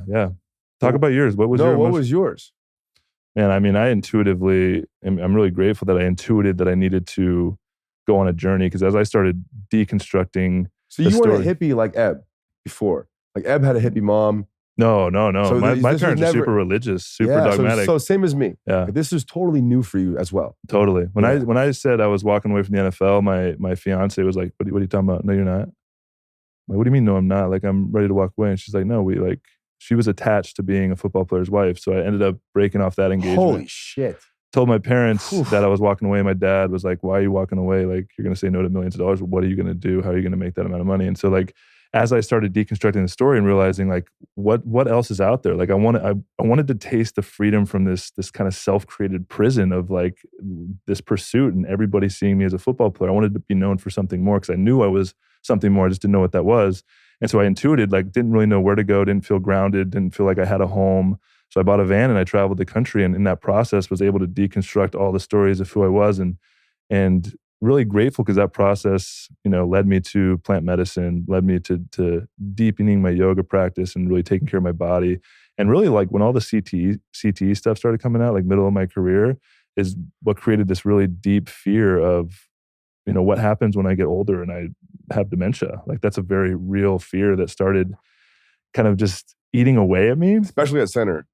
Exactly. So that's what got me into understanding, like, how do I be proactive about my brain health? And that's what got me deeper into meditation, and then understanding like psychedelics, seeing the fMRI scans and the neurochemistry and the neural connections and the neurogenesis. And, we were told growing up that the brain, like, you lose brain cells, there's no way of getting them back.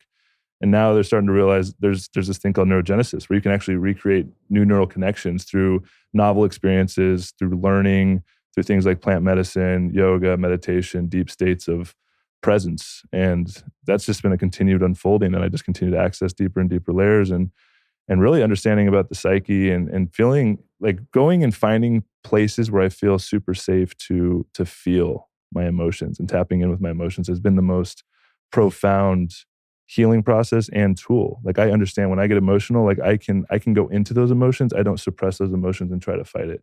And that's all the difference. If what at all do you find similarly with football and the stuff that we're doing? Is there? I would say it's the communitas. And what I mean by that is what I spoke to earlier is me and you on the same team. We're going through a training camp. It's one of the most challenging experiences I've ever been through. It's an NFL training camp. It's not just the physical strain on the body, but the mental anxiety, having to perform, always looking out like over your shoulder, like I could get cut at any moment. This guy, I'm competing against all these guys, but I have to like create brotherhood with them. Yeah. And there's something about having a common goal and going in like blood, sweat, and tears with somebody. Like me and you, we've never played together, but we have this connection that like I know what you're about because you made it to that level. Oh yeah. That's universal too. That's also MLB, NBA, like MLS. Like totally. If you have this certain like, oh, no one else knows what we're talking about feeling, and you get me, and like I can skip through a bunch of small talk and other bullshit of your story because I know I have a sense of what you did to get to this point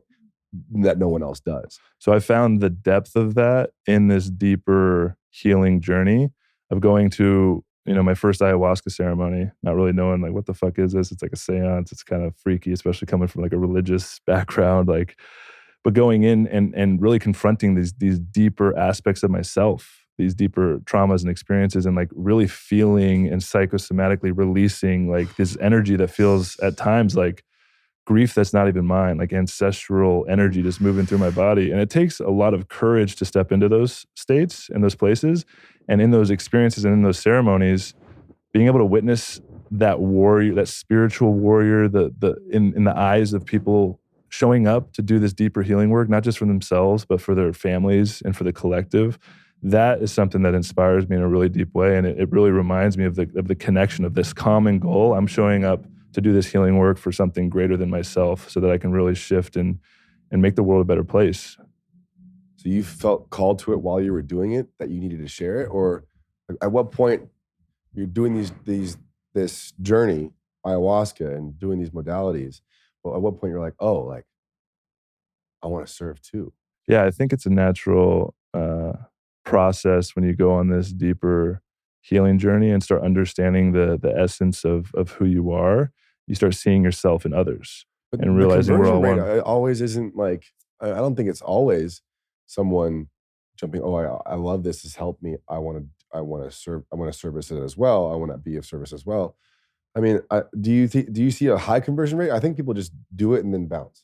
Yeah, I mean, there's a lot of people that use it for their own personal Right. healing and stuff. I think it's part of my deeper makeup, my deeper soul's purpose of what I'm here to do. Yeah. And continuing to step into the greater calling that I'm being asked to, and confronting a lot of fears and limiting beliefs that are holding me back from stepping into that. I'm actually accessing this deeper core wound around my family dynamic. Growing up in a religious household, I've always had this, and I'm just now uncovering this like a few weeks ago, having a conversation with my dad, is I've always had this deeper fear of rejection from my family and from the church and from just doing it wrong. And so what I realized is, because I had this fear of rejection, I was rejecting parts of myself from really shining bright and being in my fullest expression.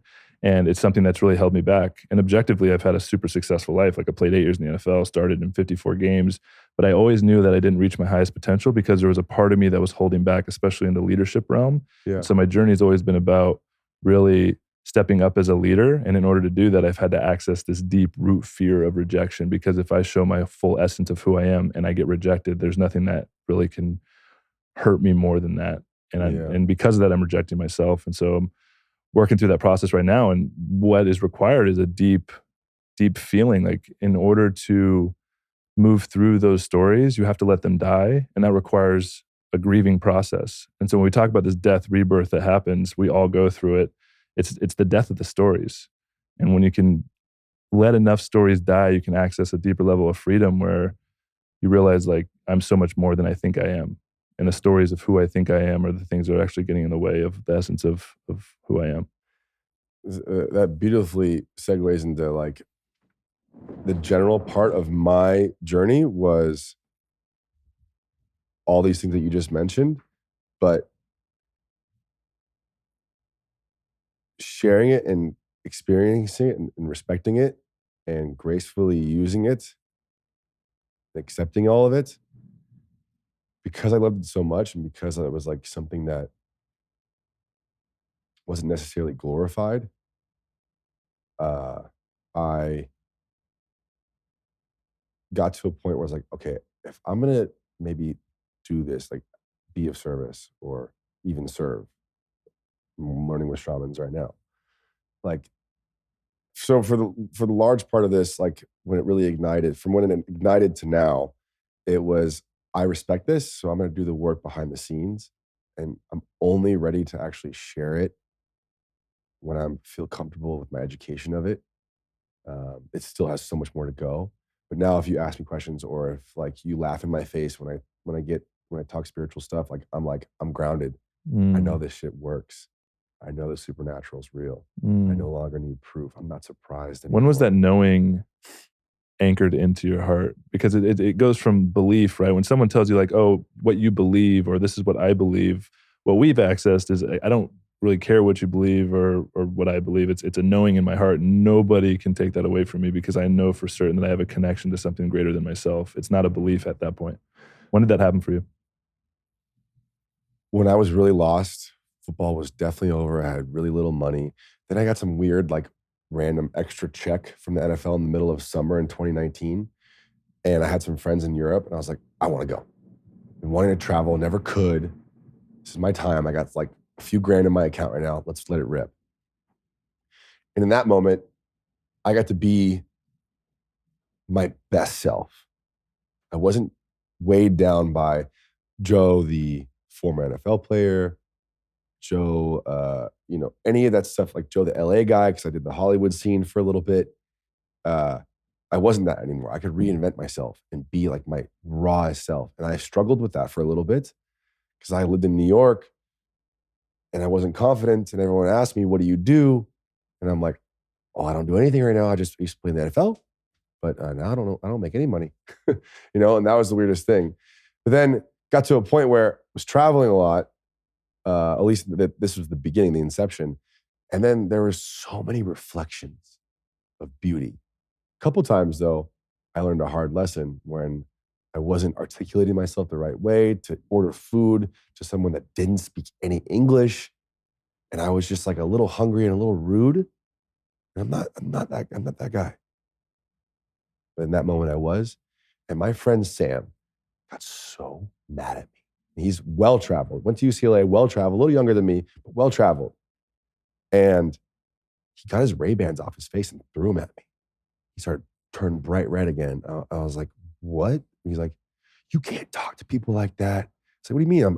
I thought I was being funny. Thought I was being gregarious again. Like, oh, here goes Joe. And that was a moment I was like, oh, again, I can't do that. Like, oh, I'm that guy. I'm that American guy saying like, chicken to an Albanian woman who can't speak to me. Said chicken like an asshole. And he threw his glass at me. He's 5'2". He almost punched me in the face. And I'm laughing, but then as I see him shaking, I'm like, and then I go ghost white. I'm like, oh, I'm that guy. I'm that guy. From that moment on, I've never done anything like that. And I've been my best self. And I've practiced it. And I've molded it. Fine clay, like just shaped it, sculpted it.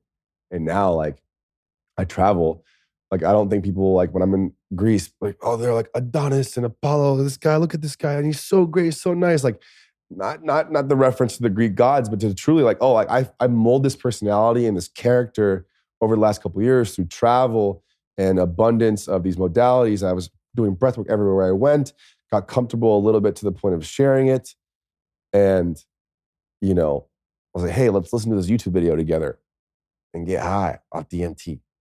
Which, by the way, which is the beginning of that story with the end of the story that Bernardo from earlier, when he channeled Raw and stuff like that, we did a breathwork session all together in 2020. So obviously I traveled a little bit 2019, then the world shuts down. 2020, I'm still wanting to be an actor, but there's no auditions during COVID, right? So what are you gonna do? I leaned into Wim Hof. Let's have breathwork parties to help combat the virus. My buddy Bernardo did DMT the night before. Next day, we did a breathwork session, listened to the YouTube video, like 4 or 5 of us. Rufio's there, dog. And then my other buddy who I invited to do a breathwork session was like, I'm good. I'll be here. I was like, he didn't know what the word was, but he's like, I'm holding space, right? One of my dear friends. So we do all this breathwork session. We do like 3 or 4 rounds of like some psychedelic breathing. And Joe, if I didn't know what those 3 letters DMT standed for, now I do. In this moment, I was You access this just from breath. Just from breath. Wow. Seeing colors, white lights, feeling I'm shooting down a fucking Tron-like spiritual tunnel where there's fractals. And I'm like, what the fuck is going on? But I accepted it because I was a little bit practiced. I'm like, let's go. Bring it. And I'm like moving, jittering, like all this stuff, vibrating. Like, what the fuck? Like, I've had some good feelings and some tetany and like whatever, and holding my breath for 4 minutes. This is so cool. When that moment, something was ignited. I got to tell Bernardo in Miami during Art Basel, like, thank you for that. Thank you. And like, he's kind of off that train now. He's like really business oriented. He likes having his really high rise, nice apartment, and bringing nice girls over. You gotta send me this YouTube video. Yeah. Oh, it's super easy Wim Hof. Super easy Wim Hof. We just did it. Yeah. We just did it, but it was just ignited. And I was like, and I had been doing a practice for like, 2, 3, 4 months in a row where I'm holding my breath. Consistency. Yeah. And that was unlocked. And then this experience with his leftover DMT in him or whatever the source is was just emanating from him. I got a piece of it. I was That like, changes everything. I want more. Yeah. What is this? I'm into it. And that's not taboo for me anymore. I described it. And Bernard was like, oh, it's DMT. I'm like, what? What the fuck? Because DMT is naturally exogenous. So I activated my own DMT. Yes, if you want to get supernatural, from his leftover, not in smoke any of his leftovers. Yeah. I was just breathing in the breath around me. It was in the frequency of the field. Absolutely. The field. Wow. Absolutely, my man. It was exactly that. And that moment on, it was around the beginning of COVID, go online, try to get my certification for breath work. And then I had this opportunity. I'm still traveling. Finish out COVID, get my certification. Then I start traveling again. And as I'm traveling, I'm in the Caribbean, in St. Bart's. It's locked down. So my 2-week trip turns into 3 months. I found a way to bring the dog over. It was incredible. After that, I go to Dallas, lay over here, sleep with a beautiful woman, and then go to Mexico. I get an audition while I'm in Mexico. I can still do it remotely, right? So I can just do a Zoom call and film it or whatever. I get an audition. I got to go get a haircut. Okay, I go to this Mexican barbershop, all right? And Juan is cutting my hair. I'm a little off the sides, leave more on the top. And he's like, okay, sí, claro, okay, sí. And I was like, yeah, cool. I get a phone call. And this is April 2021. Yeah, April 2021. Damn, man. This is one of my favorite conversations of all time. Thank you so much for this space, dude. Mm-hmm. You hold space like a fucking mountain that you and Eb definitely need to get together. So he got Juan's cutting my hair for an audition. I get a phone call, and it's from my distant cousin that I only met 8 months before. Why is that important, Big Joe? Well, Medium Joe, it's important because I met my father for the first time in my life, or first time in my adult life, just 8 months before this audition, this Mexican trip, right? I was going to a spiritual retreat. Thought it was just spiritual yoga, breath work, just the easy stuff. I didn't know there was actually plant medicine there. More on that later. But 8 months before, I had met my cousin, distant cousin I'd never met before. After I showed up and purposefully felt called to go see and meet my father, who I hadn't seen in 25 years.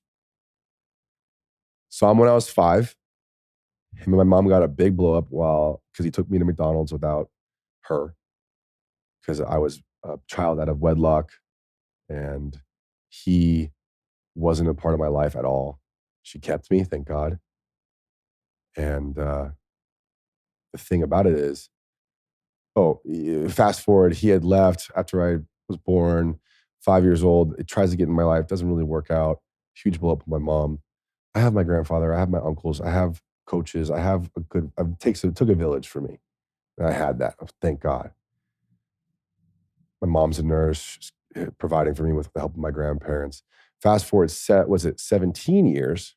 So 5 to 22, no contact, 0. He calls me before the UCLA USC game.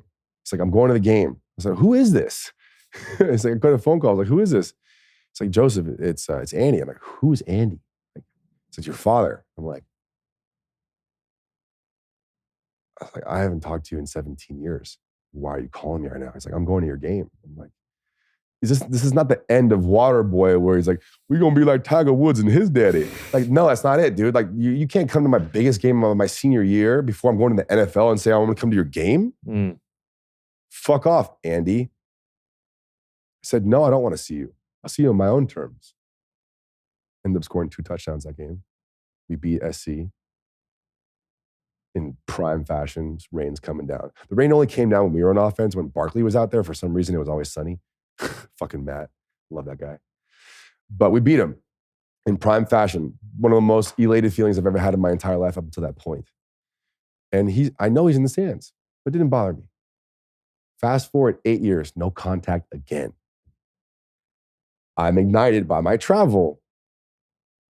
I hear, if you prove your great-grandparents are from Italy, you can get citizenship. I said, what? I'm Mom, I want to get citizenship from my father's side, from Andy's side. She's like, what do you mean? I'm like, well, if I prove my great grandparents, I could become Italian and get a European passport. I don't know if there's like ever like a pandemic, I can go to Europe and like chill there, something like that. I don't know. We got properties everywhere in the world, you know. We just got Hawaii. But oh man, this is funny. This is funny to tell because saw him when I was 5, talked to him on the phone when I was 22. When I was 30 years old, I felt compelled because I wanted to get my citizenship. My mom says, Joseph, he never signed your birth certificate. My mom never collected child support. My mom was feminine, but also a mountain of a woman for me because she had to raise a giant. So she had to embrace her masculine, which also then, now I understand it ruined her relationships because she had to be masculine for me. She took on both roles for me. She was throwing the football to me. So I'm like, fuck, I don't have a birth certificate. How am I supposed to get this Italian citizenship? I got to go meet this guy after not seeing him in 25 years. Okay. Go to Detroit, meet up with a buddy. I'm like, hey, can you come with me, please? I need help. I need someone on this 8-hour drive to Olney, Illinois. Where's that? I don't know. I still don't know, but I was there. It's the type of place where you're in the middle of the street and but fucking nowhere, and the wheelchair people, the motorized ones, are in the street using left-hand turn signals. Like, it's that type of place, right?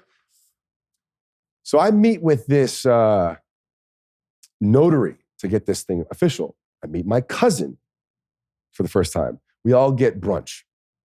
I buy the notary brunch, my cousin brunch. I'm like, hey, let's do this. I say, hey, notary, stay here. What's my notary's name? Julie Ann. More on that later. We go to my father's house, my biological father's house. And he invites the door is rickety. There's an alarm going off. Like, you can tell he's coming. I see the silhouette of him coming down towards me. He's wearing a hat. And he's like, kind of like, what's all that racket? Like, straight up, like Midwest style, like that kind of shit. And he's old, not doing so good, messed up teeth and shit. And he's like, oh, come on in, to Jamie, my cousin. And he looks at me like this big guy. Like, I have my sunglasses on. He does a double take. Probably not all there, really. I don't know either. Takes my sunglasses. It's like, hey, it's Joseph. And man, the motherfucker was breaking down. My mom was 6 foot. Motherfucker was like 5'8", 5'9". We'd end up talking about it later. He's like, oh, I don't even care how tall your mom was. I was like, oh, okay, chill, bro, chill. I don't need all the details, pal. But in that moment when I first saw him on the steps, where he is like on 2 steps and he's still like my height, me on the bottom of the steps, like, hey, it's Joseph. And he just can't function and can't say any words. He's breaking down. His head's in my chest. Yeah, I'm comforting my father for the first time in my life.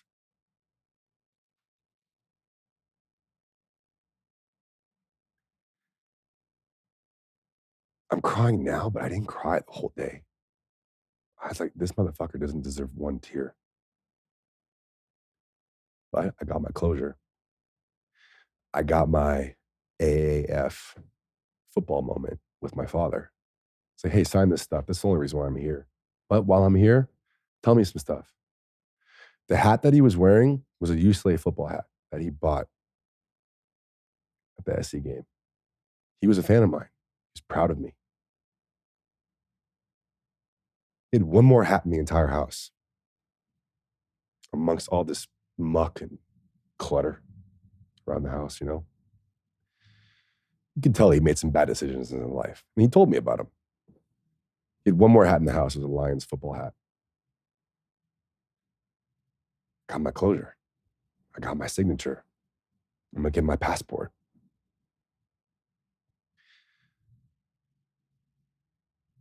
The notary that witnessed all of this and gave her a little bit of the story, I still keep in contact with her. Julie Ann. She didn't charge me. for the 6 hours that I had her. Paid for breakfast though, but Midwest breakfast at diner, I paid $8. She didn't even drink any orange juice. She just had water, you know? So, in that, grateful to have had that because there were synchronicities, so many, and I was aware of them because of my practice. I was strong enough to go over there because of my practice. In the hotel the night before, thank God I shaved my mustache because I would have looked just like this midget. You know? Thank God I shaved my mustache because I would look just like him. But I meditated and did breath work the day before, the morning of, and it prepared me. He signed my birth certificate. It's all settled. It's all great. Actually, at some point, something goes wrong, and I signed it in the wrong ink or something like that. Didn't get notarized the right way with a stamp, not by Julie, but by the other person or something like that. They sent it back. I sent it to Julianne, who also was trying to get her citizenship for Germany, but couldn't do it because her grandmother's house burned down. So she's has this special purpose to help me. She chased him down in the middle of the street. He wasn't at the house because he had gotten locked up. He had abused drugs. I got to ask him the cliche question hey, where were you? He's like, I had another family. I was like, okay, moving on. We talked about deja vu at one point. He asked about a special gift that I had. I was like, that was kind of synchronicity too. I was like, oh, okay, a little twinkle in my eye. Maybe there's something beyond what this man looks like. Nevertheless, he signed the paper the correct way on the hood of a car. It's the last thing I really know about him, really. That's what Julianne described to me. Get it all situated. I'm getting my passport now. It's on the way. But that day in the barber chair, my cousin called me. This is 8 months after I'd seen him for the first time. I'm in Mexico, going to a spiritual retreat the next day. I'm in Puerto Vallarta. I go to Sayulita the next day. Getting a haircut in Puerto Vallarta, leaving for Sayulita the next day. Calls me, and before I answer the phone, Joe, I know. I'm like, what? Why is he calling me? He called me once, but why is he calling me right now? And this my heart was just beating. I wasn't nervous for the audition. Shit was cake. Crushed it. Didn't get a call back, but crushed it. And then he tells me, I already know the answer. I already know. He's like, hey Joe, I just want to let you know, he was very delicate, very graceful. I'm kind of skimming through, but he was like, I don't know how else to tell you this, but Andy's gone. Andy's dead. I already knew. I was like, all right, man, thanks for telling me. Again, didn't shed a tear. And went on with my life. I looked at the sunset a little differently. I could actually see it in my mind right now. April 7th. Stands out. I was auditioned that day, the haircut that day, and the day I found out my father died. April 7th. April 8th, spiritual retreat starts. Thank God I asked Daddy Universe, give me some more hippie friends. And it worked out that, hey, come to this thing in Mexico. It's really cheap. They're going to build it up later. It's going to be way more expensive, but you can get it for $700 for a whole week. Dope. I said a bungalow. I can hear the birds and it's beautiful. Well, these hippies were also doing 5-MeO DMT that night. I don't know what that is, Joe. I don't know what that is. You do what to a toad? You jerk it off? What do you do to it? You pop its pimple on the side so then it sprays so then you can smoke it or whatever. Now I get it. But at that time, I had no idea what it was until that day. They said, hey, we're doing a ceremony today. My dear friend, the hippie girl that invited me, Logan, she knew about my struggle and what happened the day before. I told her I trusted her. I didn't know anybody else. It was only a few people on the retreat. They had their own thing. I was like, I don't want to impose it on anybody. She did tell the retreat leader, and he's like, hey, heard about what happened. We have this thing that might be good. this is what it is. I said, what is it? It does what? What? All right, bet, let's do it. Taking mushrooms. I've activated my own DMT, done the research, but I wasn't going to go to Costa Rica, go to ayahuasca and be around screaming people for 5 days. I just didn't want that environment. I wanted something peaceful, easy. I've been through enough violence.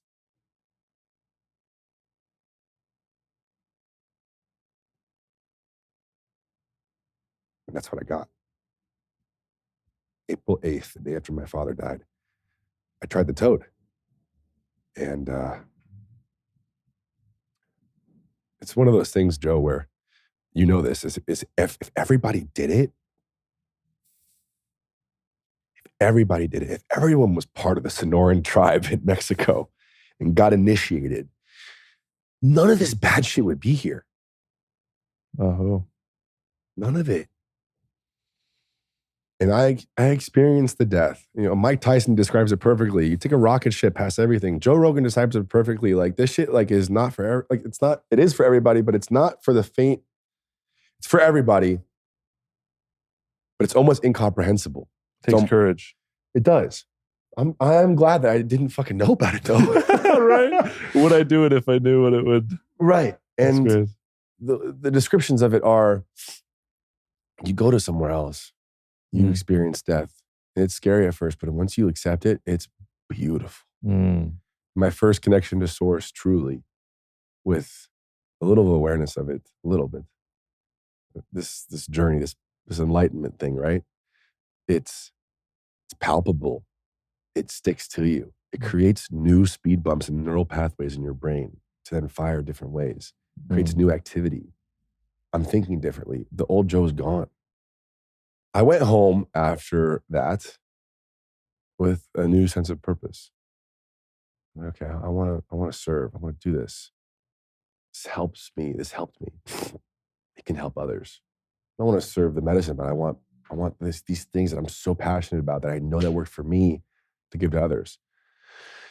I'd tell a couple people the story. I don't want to scare anybody away. I'm not sharing it. I'm not in anybody's face about it, because I've been put off by other people in the space, egoic leaders and facilitators, where it's like, this is my way or the highway. And it's also super duper woo woo. I can do woo woo, but give me some relatability, please. You're not Sanguru. You're not Deepak. Like, you're a dude facilitating something that's been around for thousands of years. Get your shit out of it. And I saw that. I was like, I can do it better.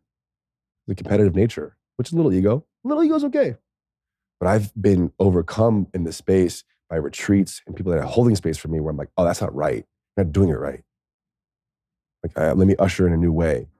I don't want to scare people away from their first time. Welcome the first timers. Get a conversion rate, right? That month after my first Bufo toad ceremony was magical. My integration was beautiful. It was purposeful. I was aware and mindful and in awe of everything. Things were going good. Things were moving. I was able to travel more, and I had plans to do this, do that, or the other. Made a couple of dollars here and there. And then I'll never forget, I'm with my hippie homies from the retreat in Malibu, smoking a joint on their porch over the water, waves crashing. And I'll never forget, like, we're talking, we're getting really in depth. And then I say something along the lines of, like, you know what? If death shows up at my doorstep tomorrow, I'll be okay. I'll be good. Think I'm fucking wise as fuck. You know? Death shows up at my doorstep tomorrow, I'll be fine.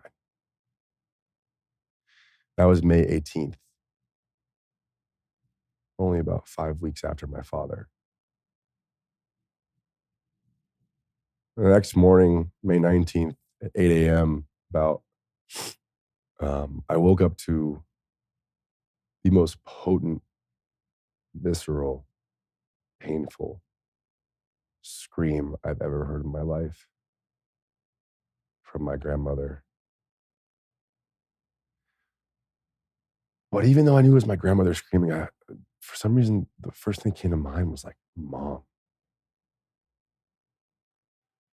rushed to my grandmother as she can barely stand. I catch her. Thank God. She's not young anymore. And she can't get out the words. And in that moment, I already know what it is. Just like the phone call.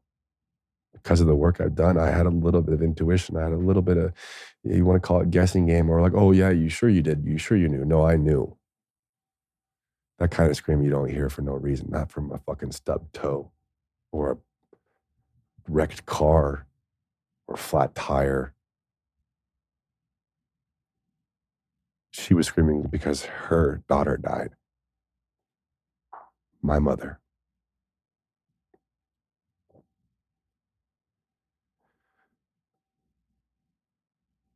Three days after she got the vaccination. I'm not one of those. Do with your body as you will. I didn't get it. But my mom had to because she was a nurse. My mom's name was Julie Ann. Same as that notary.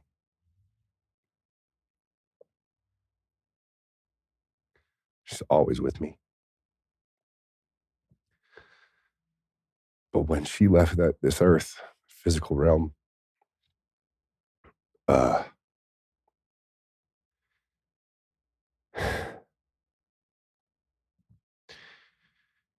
hate to say it, but I was prepared.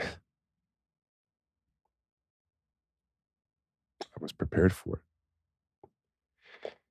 If I didn't have these weird hippie modalities, breath work, the meditation, the yoga, especially the breath work, I would be 6 feet under myself. But the beautiful part about this is that I'm reaffirmed by this letter I did not open during my mom's rehab stint when I was traveling the world. She wrote this letter joking about how she didn't bring the right clothes to the rehab center. And she's like, I don't know how to pack like you world traveler. So funny. Then she goes into this fucking depth of a sound healing treatment. She describes in vivid detail what the gong sounded like. And then she's like, now, Joseph, I see it. I see what you're doing. Because, a son worrying about their mother, it falls on deaf ears. Your parents tell you to do something. You're like, okay, mom, dad, shut up. Okay. That was their relationship. I was like, mom, let me show you some stuff. Like a sound bath. Try this with me. And she was getting better. She wanted to live. She was an addict, but she was, I guess that's my optimism, is that she wanted to live. And she was taken away from me from feeling bad and having a negative reaction from the jab. And she seeing black dots and stuff and wasn't feeling good. First day I had 99-degree fever, second day 101-degree fever.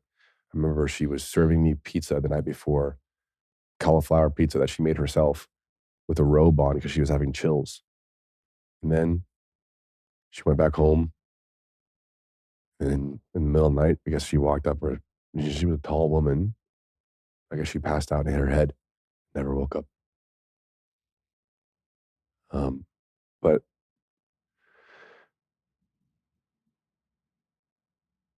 I am her. She is me. She lives through me. I get to tell stories like this about her. She is an addict. She had these problems. She is not here anymore, but I'm the product of the good in her. She was dealt a bad hand, trauma, rape, that kind of thing from an uncle. I never understood that. I can walk down a dark alley. And I always thought my mom could. The woman I grew up with could walk down a dark alley and hold her own. But at one point, she was fucking 14, 15 years old. She didn't have a fucking giant to take care of and be masculine. She was delicate. And someone took that from her. And I had to witness the trauma surrounding it. And it was up to me to break it. And I broke it. And had I not broke it before she died, I don't know if I'd still be here. So, if anything, I'm just a walking billboard for this fucking stuff to work. Mm-hmm. this shit works. And that's why I want to share it. I'm proud of you, brother. I really appreciate you opening up and taking us on that wild ass journey of your life. Holy fuck. Man, there's actually even more, but I'm going to write a book. So yeah, we'll wait for the book, man.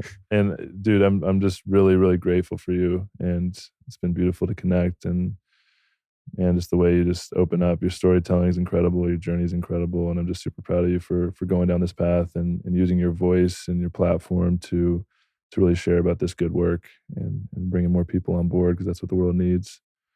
So thank you, man. Anything I can do to support you, I'm here. You felt that too? Oh, man. I did this soul gazing shit recently, and that reminded me of that. So that was only 2 seconds. Imagine if we were staring at each other. Oh, we should do it later. Okay. Oh, man. Thank you for creating this space, man. There needs to be more mountain men like you in this space, because a lot of delicate flowers, a lot of divine feminine, which is beautiful. We need it. We need more of it, actually. But in this space, we stand out like sore thumbs, not because of our beards or your beard, but because of my height, because it's palpable. It's honest and true, because you wouldn't be faking it, because you don't need to fake it, because you already went through it. You had the experience that got you to this point in an honest and true way. It's rooted in truth. That's been the theme, really, with my story. A lot of things were rooted in lies. Now I'm rooted in truth, and it's unwavering, dude. That's why I came here and opened up with you. I love it, dude. I really appreciate you. I know everybody listening, I can't imagine that journey. I need to process myself. Yeah. Where can people find you if they want to connect with you or follow you or see what you're working on? Sweet. Well, I'm leading breathwork. Obviously, this won't be out till then, but this week in Austin, just a free thing, just sharing it with people. You guys are obviously welcome. It'd be awesome to share it with you guys. I think you guys might like it. But at Big Joe, that's really it. At Big Joe. And then my health and wellness company, we host retreats around the world. It's on there. You can find it. But really, dude, I'm just super humbled to share this space with you. Something different about getting respect from offensive linemen that I told you about earlier, that I've been getting a heaping dose recently from the walking side by side with Eb on the retreat and looking at you eye to eye on your podcast. It's very humbling. Yeah, man. Deep respect here. All that stuff will be in the show notes. Deep gratitude for you, brother. And thank you to everyone that's listening. Appreciate you. Peace. Oh.